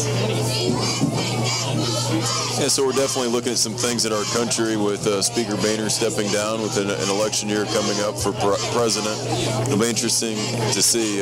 Definitely a key election, and Speaker Boehner definitely shocked a lot of people today, Joe. And I know you share my enthusiasm, urging everybody with, why do not people get out and vote? You know, you've got to go out, you've got a voice, go out and use it. 2nd and 5 after a gain of 5, but that Stauffer is stacked up at the line of scrimmage, trying to push the pile, but New Haven now getting tough now. They yielded in the first half, some second and third efforts, but not so much now. It doesn't cost anything to vote. It's a free thing. You know, it's funny when people come in, immigrants through the legal process and get become American citizens, they value that vote. Yes, they do. They know they can make a difference. 3rd down and 3 with 7:55 remaining. Fast-moving ball game tonight because we've seen a lot of snaps and runs on the ground by the Eagles. Motion again, option run right side, and they're trying to push the pile, but New Haven grudgingly gives only about a yard, and it'll bring up 4th down, still about 2. Now, will Columbia City gamble with 7:33 remaining? They're down by 28 points. You know, the New Haven players look alive. They look like they're talking to one another. They look like they're having some fun. And after that last score, Columbia City just standing flat-footed across the way here. And 4th down, they definitely need to get this if they want to stay in this ball game. And Snuffer, a straight-ahead carry, looking for the 1st down stick. It'll depend on the spot of the ball. I don't know that he got there. One of the officials is backing up to around the 30, just inside the 38. We'll say his name again, Ricky Sexton, right there, stopping the way. And close enough, I believe, for Scott Thompson to bring out the chains and take a look at a measurement across the way. That's the first time they brought the chains out tonight. That'll stop the clock with 7:10 remaining. I don't think they got it. I think they're about a football short, but we'll see here. Desmond Coleman agrees with you. He's already showing how they're going to stretch the chains out, and they are short by about the length of a football. So it'll be a 4th down stop, and New Haven will take over the football. And New Haven's running off the field, and Columbia City looks like they're walking off the field. Boy, that was a tough blow right there. They needed that 1st down to stay in this game. So it'll be Bulldog football at the Columbia City 38-yard line. Oh, it looks like they're still serving hot dogs here. Onions and yellow mustard right in front of me. Boy, that looks good. I know where you're going after the game. You didn't get dinner, obviously. One of our sponsors. I'm one of our advertisers tonight. Deep handoff. They're trying to sweep to the right side. Not much there. We're going to see some new numbers in there, I believe, now for the Bulldogs in this final 7 minutes. And I'm sure our listeners are aware of the game made possible tonight by those advertisers advertising the game of the week. Well, I heard a long time ago from a sage old advisor, and he said, you know, when it comes to sports, nothing happens until somebody buys something. Well, the new quarterback in there, that is going to be Brian Sexton. He's a 5'11 sophomore. So Keyshawn Moore's night is done. A lot of new numbers in there. Zach Gross has come in as a wideout. And we'll see what they've got running the football now. Stanley Musalel. Looks like he's out there, gets a call and runs up the middle, drags a tackler inside the Columbia City 35 down to about the 33 or close to it. They may say the knee hit back at the 34. So a lot of new numbers out there with the gold helmets and the purple shirts. Colton Parker, number 78, he's a sophomore, blowing a big hole wide open right there. Devin Turk, 225-pound junior offensive lineman into the ball game tonight now. Looks like his dad or brother sitting right in front of us with the Turk last name on his sweatshirt. They're excited to see him in there playing. Yeah, that's so great, you know, and football Friday night. I think we've got a little bit of an issue maybe for one of the Eagles, a little bit slow on one knee getting up. That's Bronson Ball. Now he's running off the field. The Eagles cannot afford to lose him. And gets a tap on the helmet by head coach Brett Fox. Friday night lights, and the coaches are still on the field walking slowly, and it looks like New Haven's going to snap the ball. They're getting a little quick step now. 3rd down and 7. And look, here is a pass coming up. Oh, he got hit hard. Just as Sexton was ready to deliver the ball, he got delivered. And yes, he did. Trevor Gatchell with a big hit coming from the left side of the field there. That'll bring up 4th down and 6. 5:55 to go here in the 4th quarter. 4th and 7. New Haven has their new quarterback in there, Brian Sexton. Getting the play from the coach. Javius Mitchell, a 5'4 sophomore, in a wide out to the right. Going under center. One wide to the left. Play action fake. Sexton wants to throw the ball looking, and that one's a little bit out of bounds, too far near side. He was looking for Austin Myers. Jake Whitehead getting a hit there on Sexton. So that is a 4th down stop, and Columbia City now will get the ball back. back with 5:51 remaining. We have had, let's count them, 4 fourth down stops now in this second half alone. So the Eagles get it back at their own 34-yard line. And they'd love to salvage at least one more touchdown as they'll be headed home to take on a very tough East Noble Knights team next Friday night. You know, being a Chicago Cubs fan, Joe, they score here, get an onside kick, and next thing you know, we're right back in the game. See, I could tell you're ever optimistic. Always hope, always hope. We do have a new quarterback in there for the Eagles, Dyson Redden. So it'll be 1st and 10. A lot of new numbers now for the Eagles. And here's an option carry. Quarterback keeper call for Redden. And New Haven still, they are teeing off defensively. Michael Griggs. He's got the number 8 on the back of his jersey. Just hitting the quarterback hard there. Dyson, I hope he's okay, number 1. Dalton Borton was in. Now he checks out of the ball game. He was one of the wingbacks that they were using. Always a good sign, Joe. These players practice with the team, and it is a team, and it's always nice to see when the coach gets these other players in to get some time. And it looks like he's limping up to the scrimmage here. Dyson Redden got hit pretty hard. He's under center. He's a tough kid. He says, "Hey, I work all week long. I'm gonna hang in there." Ethan Kristen is out wide to the right side. Redden under center, looking, does hand the ball off, and they'll bring it nowhere. He's got a little limp going with his knee. I hope the coach recognizes that. Redden handed that ball off and ran for his life, but had a little limp. I hope he's okay. The loss of a couple, so it'll be 3rd down, and let's call it 11. New Haven shuttling more new troops in as we speak. They definitely need to get Desmond Coleman a little rest. He's had a great ball game, and he just came off the field looking for a water bottle. He's celebrating with his teammates here, homecoming at New Haven. And these New Haven players have been playing hard. Both teams have been playing very hard. 3rd down and long. Kristen stays in. Ethan Kristen wide to the right. Up in the wing, Noah Judd right side. Redden under center. Looking, hands the ball. Lost it. Has to fall on it back at the 26-yard line. So that one blew up in a hurry. And it'll bring up 4th down, and now Columbia City will have to kick the ball away. No chance to think of any kind of an opportunity to gamble with the ball back at your own 26. Here comes Bolt and to kick again. Austin Bolt. He's a sophomore as well. Trey Jackson back in punt return. Weeds back at the New Haven 41-yard line, and now they're going to take him out. Austin Myers will come back out there. He's a sophomore for the Bulldogs.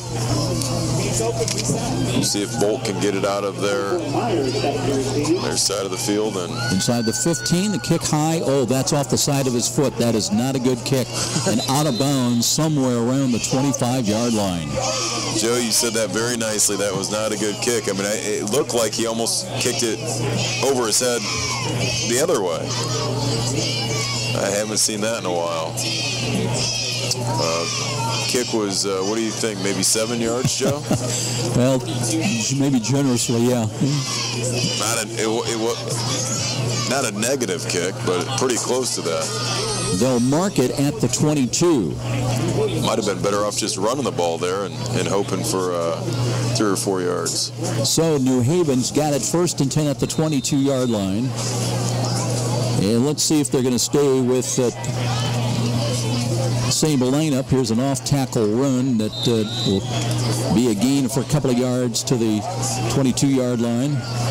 And Sexton running over to the coach to see what his play is, looking for a mouthpiece maybe. And here he goes back on the field. The clock is running, 3:02. They're using up some clock.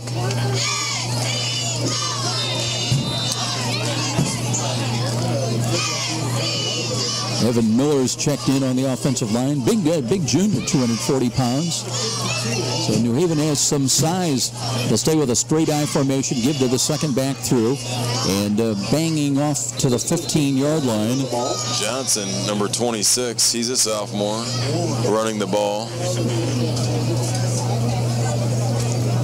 I 160-pound, 5'9" sophomore. 2 minutes, 28 seconds to go here in the football game. Moving coaches already to our booth to our right, headed down on the field. Cheerleaders look like they're preparing for their winning cheer.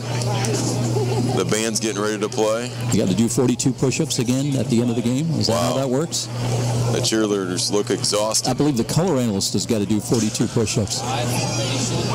Straight eye formation for the Bulldogs here in the final couple of minutes. Sexton under center, looks, gives it up the middle, and they'll break it off to the right side, nudging down to the 10-yard line on that carry. I'm just thinking about going to get a new set of tires tomorrow at Tom Steele. Some good deals. And they're a good sponsor of the game of the week. And Midwest Federal Credit Union delivering a great message tonight as well. I hate to tell you, but we do not have a 45 on our roster we were given here. Ryan Sexton, the quarterback, running plays in and out. I don't know why they don't have one of the running backs, one of the backs doing that, rather.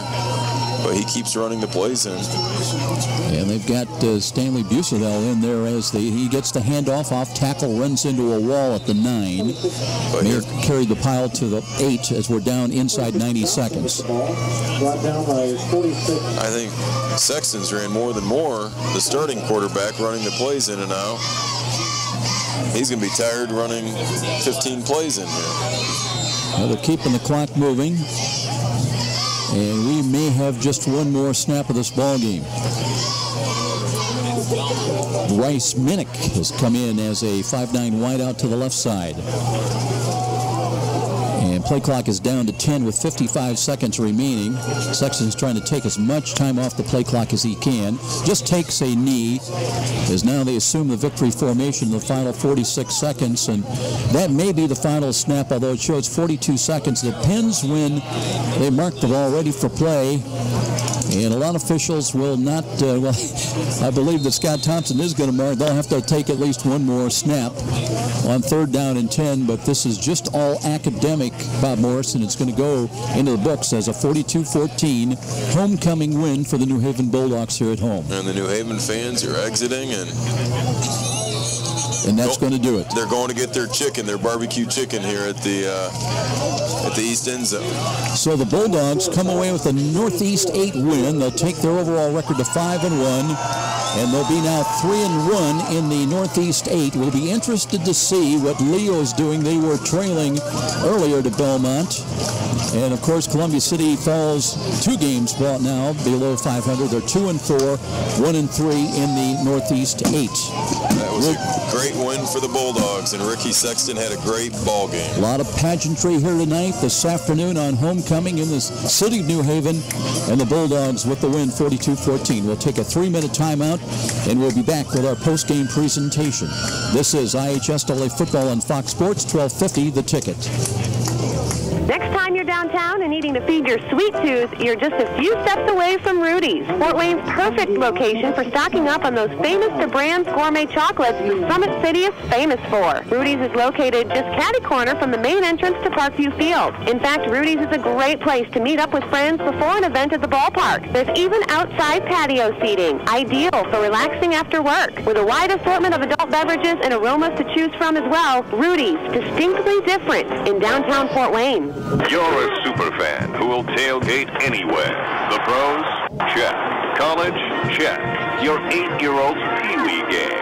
Big time. And to prepare for this ritual, you head to Meijer for freshly prepared food and licensed team apparel. Proudly display allegiance to your favorite team with our licensed short and long sleeve tees, hoodies, hats, and jerseys. Plus, load up on fresh meats, snacks, and drinks. So don't just tailgate. Tail greater at Meijer. Brought to you by Meijer. Meijer is proud to support IHSAA football. Behind the scenes of the making of a great play area. I'm envisioning something really spectacular, something over the top. Let's draw up some plans. Yes, JP. Right away, JP. Excellent idea. Bold move, JP. We'll get right on it. I see a large fort with a giant cannon to slide down. Let's make it historic. Tie it in with the history of Fort Wayne. And we gotta have it soft so kids of all ages can play. Let's have those blueprints on my desk by Monday morning.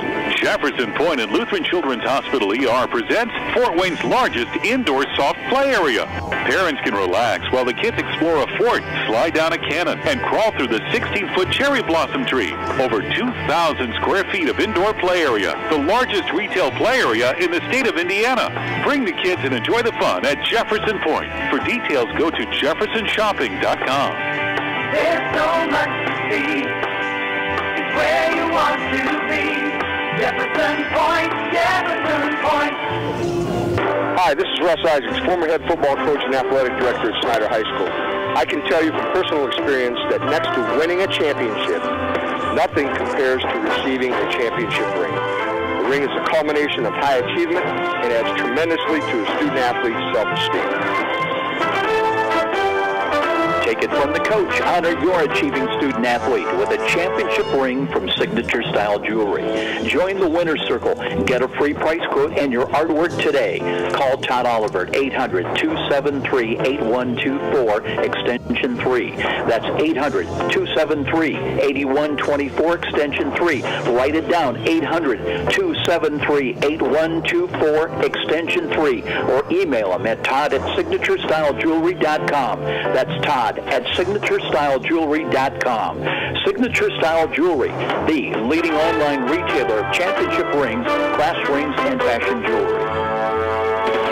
And now back to the IHS AA football game of the week with Joe Parson on Fox Sports 1250, The Ticket. Welcome back, everybody, to John Young Field with State Representative Bob Morris. I'm Joe Parson. We had some big scoring plays tonight, Bob, especially after halftime. We had 5 touchdown plays of 39 yards or longer, all coming in the second half. Looking at the line score of the ball game, New Haven, and they do win the ball game here on homecoming, 42-14. They led 14-0 at the end of the first quarter. They took a 22-0 lead to the halftime dressing room. But Brett Fox told you that, hey, we're going to win this second half, and his prediction held through to form, at least through the third quarter. They outscored the Bulldogs in that third quarter 14-7, but then New Haven came away with 13 unanswered points and win it 42-14. The game scoring went like this. Moore, who had a fabulous night throwing the ball, found Trey Jackson for 7 yards and a touchdown at the 10:51 mark. The extra point was no good, though, and it was New Haven on top early at 6-0. Then after an interception run by Cheney Pope, took it down inside the 5, and one play later from 2 yards out, Nishan Jones scampered into the end zone at the 6:40 mark. The 2-point conversion run, Jones again into the end zone for the 2-point conversion to make it 14-0 at the end of one. Then it was Moore throwing to Taiwan Woods, good for 19 yards after a fumble recovery at the 41, setting up that 9-yard touchdown pass at the 7-11 mark. 2-point conversion pass to Coleman, Desmond Coleman, made it 22-0 at halftime.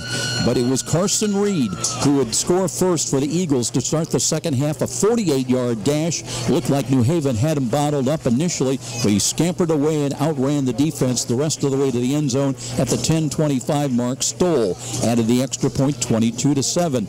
But Moore going long again to Nishan Jones, good for 48 yards and a touchdown at the 9:32 mark. Myers with the extra point to make it 29-7. After a fourth down stop, it would give the ball back to the Eagles, and Carson Reed would scamper 66 yards at the 2:22 mark of the third quarter. Stoll with the extra point. A ball game at that point. Eagles back within 15 at 29-14. But New Haven would have it all their way in the fourth quarter. Moore on 2nd and 2 would instead find Taiwan Woods for 39 yards, a touchdown at the 11:50 mark. The kick was blocked, 35-14, New Haven by 21, and then, well, just ditto. Moore again, 53 yards this time at the 9:12 mark to Taiwan Woods. Myers with the extra point this time, 42-14, and that would be a 28 win for New Haven at home here to take their record now to 5-1. Columbia City at 2-4. A lot of things for Brett Fox to take home some positives, you know, and you'll look at the ability to find some sustained runs. Carson Reed showing some flourish tonight. They got to have probably a little bit more through the air. They found Mosher a couple of times when they needed it. But again, a young, strong, quick team, and the future's bright for the Eagles. It'll be fun to watch here in a few years. They came out with their game plan. They were late getting out at halftime, trying to attack New Haven early, and fell a little short tonight. I want to bring you up to date on some other scores as we have it. It is a final, and Belmont downs Leo 24-21. And how that sets up next week's New Haven travel to Belmont now, that changes the complexion of things considerably.